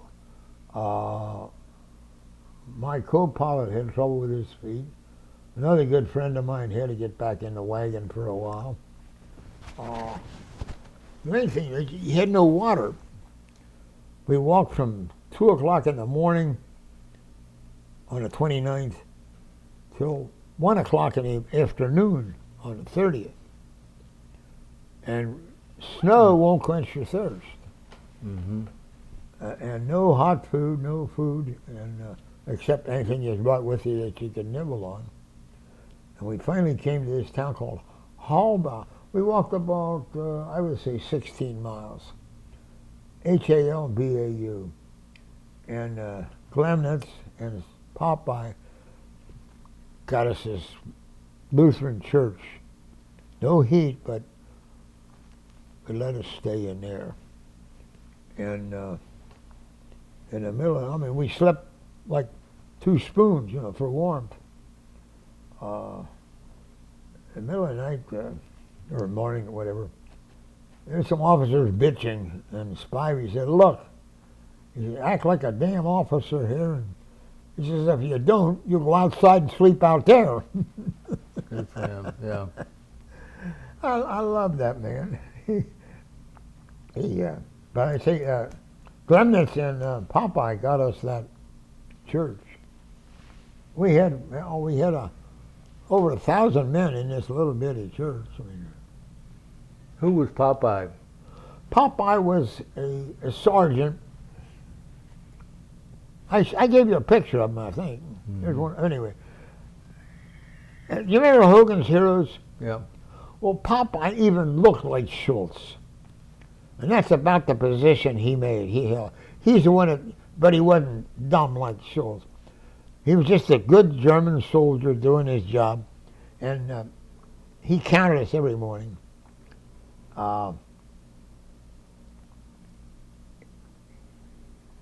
His name was William Stronghander, and he was a William what? Stronghander, Strongho, umlaut Ner. And he was from the Rhineland somewhere. And he'd been in business, and he didn't make any waves. He counted us every morning and evening. You couldn't bribe him. After the war, we brought him over to 2 reunions. And he'd come up to you and he'd say, haben Sie eine amerikanische Zigarette? Für mir ist verboten. I can't have it. But he took a suitcase full of cartons of American cigarettes back to Germany. So let's go back to the Lutheran Church. So you get up the next morning, and then what happens? We stayed in bed the next morning for a while, and we still didn't get any hot water. We were eating what we brought. The Germans didn't give us any food. And then he said, well, it's time to get on the road again. And we walked about 8 or 9 miles that day to a little town. And the third day, no, we stayed there 2 nights. in this big, big farm. These people had money and had government connections. We stayed. I'm a little confused here. The one farm we stayed in the barns. One of them we stayed in outside, but they gave us some broth that day, I think, and some of the men had made sleds, Mm-hmm. and so they carried everything. And it's still cold, but the fourth day, I guess it was, we came to a town called Moscow, Mauskau, a pottery factory making red drain pipes and things. The kilns were operating. They were? Yeah. Yeah. Oh, we could get hot water. We got even shave if you wanted. We stayed there 2 nights. Uh, Uh, now, and then all this time, though, that you're marching now, are the Germans armed and guarding you? they were our guards. Every once in a while, an American would help a German with his musket. He'd put it down or something. Shot. They were 15 years older than we were. Yeah. You know. So it was pretty tough on them anyway. Yeah, it was tough on them. Yeah. And I don't remember ever getting together with all 12 men from my combine. I mean, you have 10,000 men on a road. Right. Uh, So where are you guys heading to? You're heading to Mooseburg? no, we're heading towards Spremberg, a Spremberg. railroad head. Oh, okay. And we stayed 2 nights at Moscow. And the next day we rode on, we walked only maybe 8 or 10 miles. Now it's thawing. So now the people who made sleds, they stole some wheels off of the kiln factory to make wagons. Uh-huh. American ingenuity. I never did. I carried it. But that night we stayed at another big farm. I mean, this was, one of these was sort of must have been government subsidized or something. But we were in barns one day, but the other time we were just out in the field. Then the last day we only walked about 6 miles to Spremberg. This was a town where there was a Army Panzer tanks base. Oh. And now they've been moving out now, but we stayed in this armory sort of a building. And the next day, they bring trains in. And there's a story there, and it's true. But in this big marshalling yards in Spremberg, some of the prisoners were walking around right outside the rail, because you got 10,000 men to get on trains. There's bound to be a little disorder. And they took their Nescafe and their cups and went up, and there's leakage in these cylinders on these railroad engines, and they made coffee. And it's rusty water, and someone said it's the worst coffee they ever tasted. Another one said it's the best coffee they ever tasted. I didn't have any of them. They started loading us on French World War I 40 and 8 cars. And I put nominally, I guess, 45 men and a guard in each car. There wasn't room enough to do anything except stand up. In our car, we were lucky. We found some baling wire light. We made hammocks with our army blankets. So the Red Cross had furnished us, they didn't pay for them. Uh-huh. The Red Cross brought us slacks, shoes, boots, blankets. Anybody criticize the Red Cross, I get on them. We made hammocks. So we got enough men up there The rest of them could sit down. Ah, okay. And you had a cardboard box over here for a laboratory. And, oh, you remember the destruction of Dresden? We were in Dresden about 12 days before that. We didn't know anything, you know, Right. but we found that out. We were You actually, oh, so you guys went by or through Dresden then, huh? Hmm? You went by or through Dresden then, huh? You're on this march. You went through Dresden. yeah. No, in the boxcars. Yeah, In the boxcars. in the boxcars. Yeah. I broke one of mine today. It doesn't work. I think this one's working. Yeah, we went through Dresden. Went to Nuremberg, and then down to Munich. Yeah, still in the boxcars. Still in boxcars. At least twice they stopped us on outskirts of towns. Got out the machine guns and the dogs. And they lined up thousands of men alongside them, defecating. Oh. And the civilians were all looking. But I can only remember twice out of the 7 or 8 days where the Germans gave us warm food. You were eating what you carried with you mostly. Yeah. Yeah. There were a couple of times when they did give us a broth or soup, gruel, and I don't remember any meat, but I wouldn't deny it. Mm-hmm. But for 2 days we got nothing, and for I think 3 days we got nothing hot. Yeah. So you went. Did you stop at Munich, or not? No. Where'd you get off the train at? I can't remember. I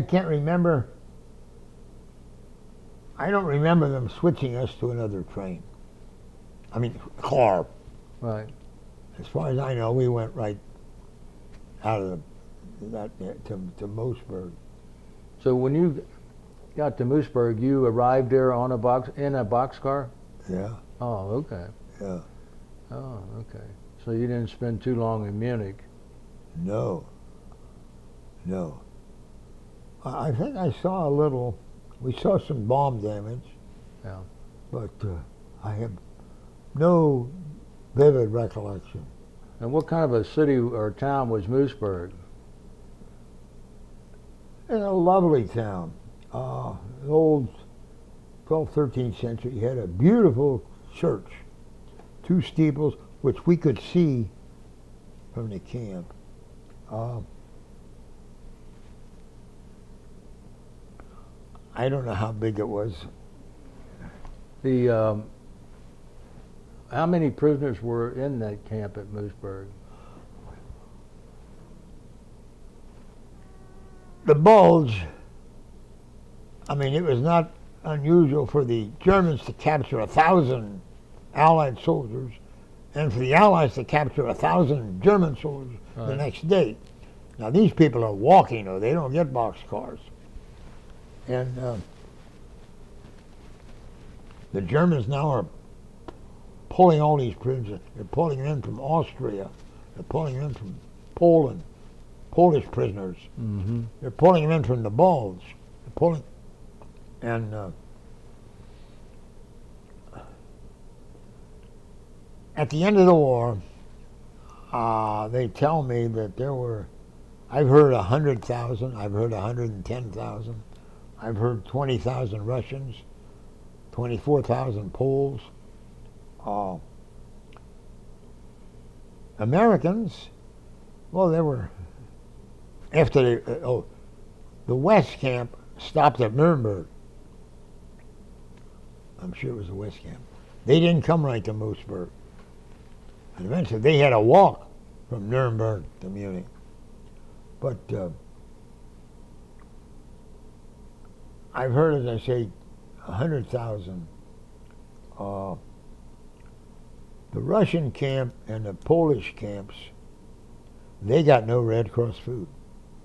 They didn't sign the Geneva Convention. That's my understanding. I know they didn't get rid of us. Of course, the Germans hated the Russians, Yeah. and they intended to liberate, not only conquer Poland, but eliminate any memory of Poland. Right. I mean, after liberation, before freedom, before move, we could not go into the. We started tearing fences down. We couldn't go in. When were you liberated there at Moosburg? You remember the 29th, noon. 20 29th of April. 29th of April Yeah. at noontime. Noon. What were the living conditions like there at Moosburg? And the food and the sanitary? There wasn't any. This is snobbish, I guess. Yeah, it's true. We got there to Moosburg. Let's say February 2nd. I'd have to check it, but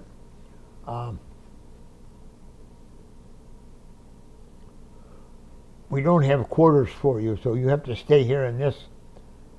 I don't know what it had been, but it was an old pig barn. Called it the snake pit. I mean, it was horrible. Bugs, everything else. And 2 or 3 days later, we got a barracks for you. And they put us in, and we moved into it was a little better. Well, it was a lot better. It was cleaner and everything, but that's all we knew about it. I'm going to digress. Come up to after the war, I was lecturing in schools. And thank God they put these people on first. There's men from the Bulge talking in his school. And one says, yeah, these were almost all privates, buck privates, private first class, corporal. Right. He said, we had these barracks that were not much, but they were dry. And he said, they pulled us out of there and put us in the snake pit and put some goddamn Air Force officers in there. Thank God this guy spoke before I did. Oh my gosh. And that's how that happened? Oh. It was at Mercy High School, which is right across the road. Oh my goodness. So you didn't mention that in your lecture, did you? Oh. Oh. But anyway, That is funny. we moved into, they had 12-man bunks. 3 times 4. Triple level. 4 bunks tied together. 12 men. Very little light. The barracks we were in, no stoves. There was some heat, but it wasn't important. End of April. So I don't know we didn't have any heat. But no cooking. And they were dark and damp. They had one heck of a problem feeding all you men then. Oh, I don't. It was, think of 100,000 pieces of potato or anything. Right. Now I don't know. If we were smart enough, we brought our knife, fork, and Right. I don't know whether you had a knife and a spoon maybe with us. Right. Yeah, I wish I'd have saved it because it had the Luftwaffe, all aluminum cutlery. I didn't keep it, but anyway, it's nothing. And there were no stoves. Mm-hmm. So we started making stoves. First of all, just a simple Girl Scout burner. Then we got a little complicated. We built a forge type. What do you mean, Girl Scout burner? Well, it's just 2 cans, one on top of the other, just a little grate. And Okay.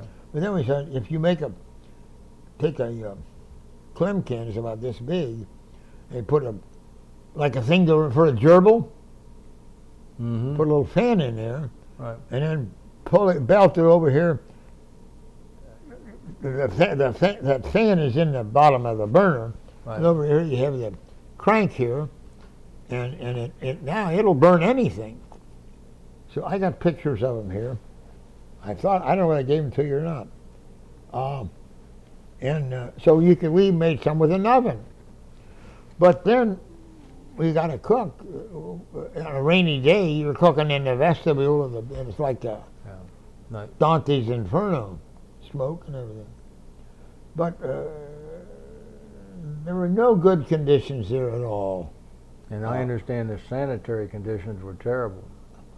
Oh, yeah, we had, by the time we had 100,000, I would say they had outhouses for 35,000 people. So we had slit trenches 100 feet long or more, and with a log tripod, to lean against. What about water? Somehow we got a little warm water for brew, and I can't believe it was hot enough for tea or Nescafe, but we got it. But there was very little water. I don't remember. Some of those buildings must have had water in them. I don't remember. But we had brew water every once in a while. We had 2 soups, green death and black death. And most of it didn't get eaten. Were you? Do you recall when Patton rescued you guys? Yes, vicariously, because I did not close enough to him. But we hear cannon fire late morning, and 12 or 12 o'clock, 12:30, tanks burst through the barbed wire, and some strange reunions. One man in the 99th Infantry Division brought with him a brand new suit for his brother, who was a prisoner. And in 100,000 men, he found him. We had any number of people, men reunited with their father, things like that. Brothers or whatever. Yeah, brothers. Patton didn't come in until the April only has 30 days. I don't think Patton actually came in until either late on the 30th or on the 1st of May. Mm-hmm. 29. There's English riding breeches. Did you see Patton? I did not. I heard him, but I Yeah. did not see him. He comes in on his... allegedly, he is supposed to show a prisoner. There's a German flag up there, and he said, I want you to climb up there, and when you get it down, you take your pants down and wipe. And then he's supposed also to have said, well, you think I'm going to get you out of here, but I have more Germans to kill. And then he's supposed to have said, I have a date with a Fraulein somewhere. But he did get us an American Army field bakery. And they baked bread. And the Russians and the Poles thought it was cake.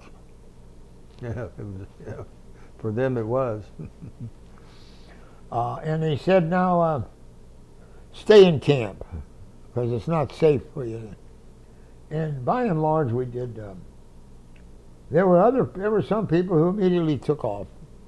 And some of them made it all the way like to Paris on their own, with GI outfits and everything. Bruno Rodi and I took off from camp one day. Oddly enough, my co-pilot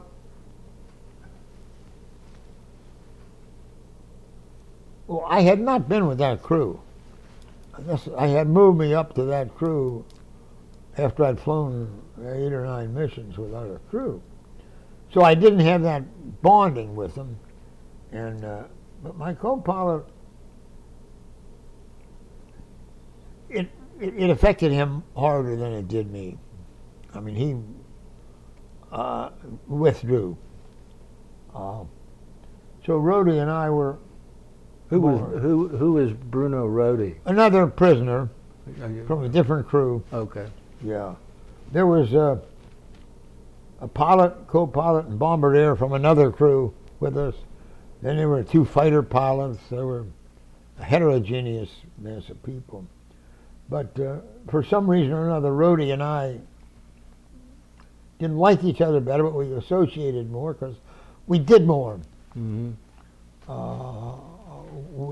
was a librarian. We had a school there. I took first year college algebra. I've got a certificate signed by the general, and I got 92%. And we had several different classes, and we had an orchestra that's unbelievable. I mean, I couldn't talk to a man who was a prisoner in Japan or Nam. I mean, we actually had in Stalag Luft 3. I would say we had 3 orchestras. Center Camp had one, West Camp had one, South or North had one. Yeah. Well, it had to be South. Right. I don't know what the British had. We had this library. We had thousands of books. We had YMCA has musical instruments, and they, I think, retrieved those when the Russians came. The YMCA had a man that spent the whole war. He's a Swedish lawyer, young man at the start of the war. He was in Germany the whole war. He was in, I don't know, hundreds of air raids, just making sure to go around that the YMCA was doing everything they could. And of course, the Red Cross brought us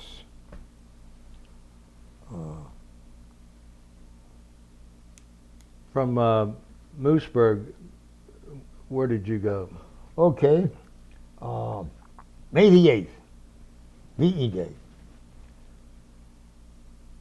We brought in a fleet of 6x6 trucks, and I say we went to Straubing on the Danube. Some other people say we went to an air base called Landshut. To this day, I feel like it was Straubing. Straubing? Straubing on the Danube. And the trucks went up there, and now the German pilots were coming in to surrender. They've sabotaged all of their airplanes on the field before we got there. One guy threw an ME-109 in, and he had his girlfriend in the baggage compartment. And the SS men are coming in and tearing off that SS before they get captured.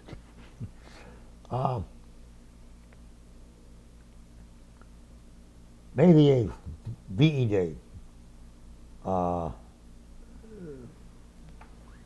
747s coming in. What? 747. C-47. 7. What? No, not 7. It'll come to me. Anyway, the old DC-3 airliner is what it was. Yeah, it's C-47. C-47. Right. Yeah. And they loaded into there and took off and flew right to Le Havre. You did. Yeah. Camp Lucky Strike. Right. See, all of these camps had been inductions for new troops coming in. And they didn't want to call them Fort Campbell or something like that because they just called them Camp Lucky Strike. Yeah. Camp Chesterfield, Camp Camel. Yeah. And we got there, as I say, May the 8th. And I've got it written down how long we stayed. I would say almost a month. Got a shower, clean uniforms. I think they gave them to us, too. I don't think we had to buy them. Mm-hmm. That's an interesting point. What about your back pay? We got paid. We not only got paid, we got paid flying time, that's more than you could expect. Right. We hadn't gotten back from the mission. Right. But we actually got flying time. Oh yeah, we had a side light when we got. Wait a minute, we got and we get on this ship and say, oh boy, 7-8 days we'll be in New York City. And now the war's over, but the submarine people don't know that. They not know it. So we sail in Convoys? convoy for a while, and then after that we're on this ship, and the captain gets on, he says, we're not going to New York. I've got cargo here for Port of Spain, Trinidad. Well, now we know what's been going on with the television and actors and songs and everything. Trinidad, rum and Coca-Cola. Oh boy, Trinidad. So we take, I don't know, 10 days or whatever to get to Trinidad. And the captain gets on the line. He says, if you think I'm going to let 1,000 men have been prisoners free in Port of Spain, Trinidad, I'd never get you back on. So we stay on that ship. Well, by this time it's tropical. I'm sitting out there on the deck. I went from 165, I guess, to about 135, which isn't emaciated, you know. Right. And the first day on that ship, I bought a box of 24 Hershey bars and 25 cigars. And 2 days later, I went back for another box of Hershey bars, and the ship store says, aren't you the one that bought a whole box? I said, yeah, that's it. But now we're sitting down in the tropics on the sun on the deck, and we look like a pregnant woman. Got black and white lines when we stand up, you know, expansion lines. I went up to 170. I weighed more than I ever did. Mm-hmm. And we got to New York on June the 6th. Of 45. Right. Went to Camp Shanks, I think it was, and then got a train for Indianapolis, Indiana. I could have told you the name of the camp. Camp Atterbury. Atterbury. Atterbury. I saw my first whack. They hadn't been in when I went in the Army in 41. And she's the most efficient Army officer I ever saw. She was paymaster. And you mentioned pay. And men are going up to $1,000. You know. A lot of money. I get up there and I say, just give me $100. $100. Everybody, I said, yeah, I know. When I only got 100 miles to go. When I get to Cincinnati, I'll still have my $100. Those guys are buying playing cards too. Yeah, they want. Oh, there were some card games on that boat, on that train. So you rode the train back to Cincinnati? Yeah, I rode the train back to Cincinnati. When did you get discharged? Where? When?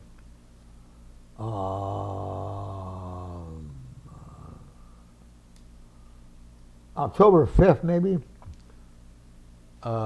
Did you get discharged up there in Indiana or No, back in Cincinnati? I got to Cincinnati, and we're home on R&R. And a good buddy of mine lives in Harrison, Ohio. He's there home with me. They've been in prison with me. And we get our orders say, report, let's say, September or such and so, whatever. Boca Raton, Florida. That's a luxury hotel. Oh, yeah, boy. So we get to the day or so before we're going to leave. He's got a car, and we get a telegram. Do not report to Boca Raton. Report to Kelly Field, which was then called... That's down in San Antonio. Yeah. Yeah. Yeah, don't... we always wondered what would have happened if we had just gone. Right. And say we didn't get any telegram. So we got to Kelly Field. There's now called... Randolph?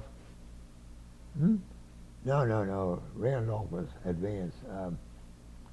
It doesn't matter, but it's a reception center for the whole Air Force. Oh, you talking about Lackland? Yeah. Yeah. Yeah, Lackland. We get there, and I'd thought about staying in, and deja vu, the stunt aircraft can't fly for the Army now because they don't have gasoline. You know, the Eagles. Thunderbird. Thunderbird. We don't have any gasoline for me to get an airplane. So finally I got one flight to Albany, Georgia, Turner Field. I fly over there and I come back and I said, oh, the hell with it. In the meantime, I've been corresponding with Sandy. After I got back when I got to R&R, I took a train ride out there and renewed our friendship.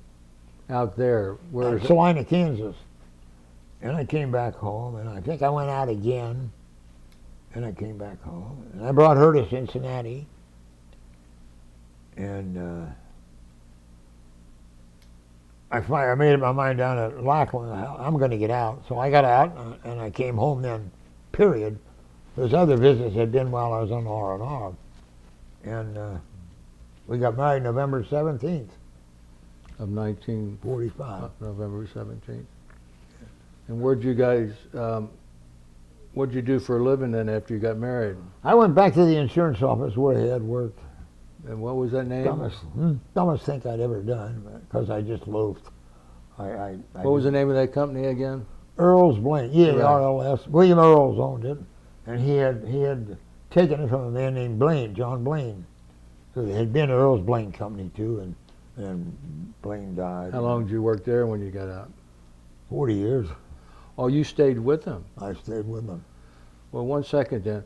What did Sandy do? She stayed home for a while, because she's a little small town girl, and God, the streetcars scared her.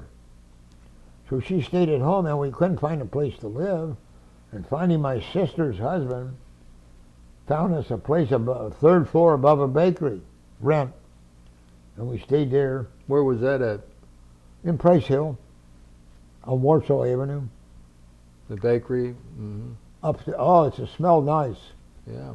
But you couldn't get any wedding presents. All you could get for wedding presents was towels and glasses, Mm-hmm. and you couldn't buy appliances. So you're going to work every day, and Sandy's staying home. Yeah. And the streetcar scared her, and eventually she got a job in an office downtown. Where at? After she worked for an insurance office of all things. Then later on, she worked for the Cincinnati Board of Education.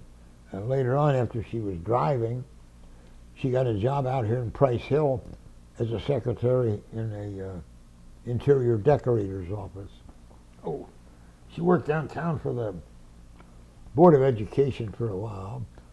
But then after she left the decorator's office, she got a job with the Archdiocese of Cincinnati, working in the Archbishop's office. Where was that located at? 7th and Walnut, St. Louis Church. Yes. Yes. Actually, it's 8th and Walnut.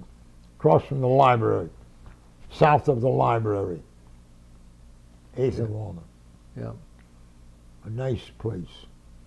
And you stayed with the insurance company for how long? 40 years. What'd you do for them? Nothing. I started off as an office boy there before the war. Right. And I came back, and essentially I was sort of the office manager. Well, did you go to college? I went to college. I studied civil engineering. Where? UC, For how long? 5 years. And you got a degree in civil engineering? I got a certificate in civil engineering, yeah. And you stayed, but you continued as office manager for the insurance company. Yeah. They must have paid you pretty good. No, they didn't. I don't want to go into that. Oh, I shouldn't have said that. Well, that's all right. I won't ever let them see this. No. So, Sandy, how many children did you? 3. 3. We had a son born in 1948, And what was Thomas. Thomas? And do you remember his birth date roughly? Yeah, April 9th, April the 9th. 48. Yeah, that's the day that Robert E. Lee surrendered. Yeah. You can't blame me for that. No, and that was Thomas. Hmm? And Thomas was his name. Yeah. And your other children? And 4 years later, Patty was born. God, what a blessing. Well, Tom was too, but I mean, Patty is just, she lights up a room when she walks into it. She's taught the first grade at the same school for 41 years. Oh, really? Where at? Our Lady of Visitation Catholic School on Work and South Road. Oh, yes, right down there at the dead end. Right. Right. And when was she born? What was her birthday? November. Now don't do this to me. She was born. I'll tell you when she was born. We got married on November 17th. 19, Sandy and I. yes, 45. 45. For years, Sandy complained I never took her out on our wedding anniversary. So in 1952, I took her to the hospital, and Patty was born. So She's never complained again. Patty was born, and 2 years later, in November, Mary was born, and Mary's birthday, November 5th. November the 5th. So, 54, Mary was born, right? And Patty was born on your anniversary then. Yeah. Yeah, you took your wife out, yeah. Yeah. I can see that. You're a big spender. Oh, yeah. Nothing but the best. Tell me more about this insurance company then, if you will. I don't want to talk about it. Okay. It had been one of the biggest in town, and That's spelled B-I-L-L-S, EARLS, Earls, BLAIN, B-A-L-I-N. Earls Balin Insurance. Blaine, Earls, BLAIN, okay. Earls Blaine Insurance Company. Okay. agency, Agency. insurance agency. Yeah. Where were they located at? I started with them. They were at 17 East 4th Street, the Fourth National Bank building, on the 3rd floor. An elevator. They had a man in there with a wheel operating the elevator, you know. Yeah. And then we moved from there. That was a very old building. We moved to the Fifth Third Bank building at 4th and Walnut, Mm-hmm. northwest corner of 4th and Walnut. It's now called the Robinson Building or something like that. It went bankrupt. I don't know how to build it, but it was. We were in there quite a few years, and then we moved down into the Union Central Annex, 4th and Vine. Oh, yes, yes, White tower, yes, 30 stories. right, yes. And, There used to be a big ball on the top of that roof at the Union Central building. In 1960, there was a big round ball on the very top of the building. oh, I don't deny it. I just don't remember it. The only reason I know about that is my father helped take it off. But, well, we've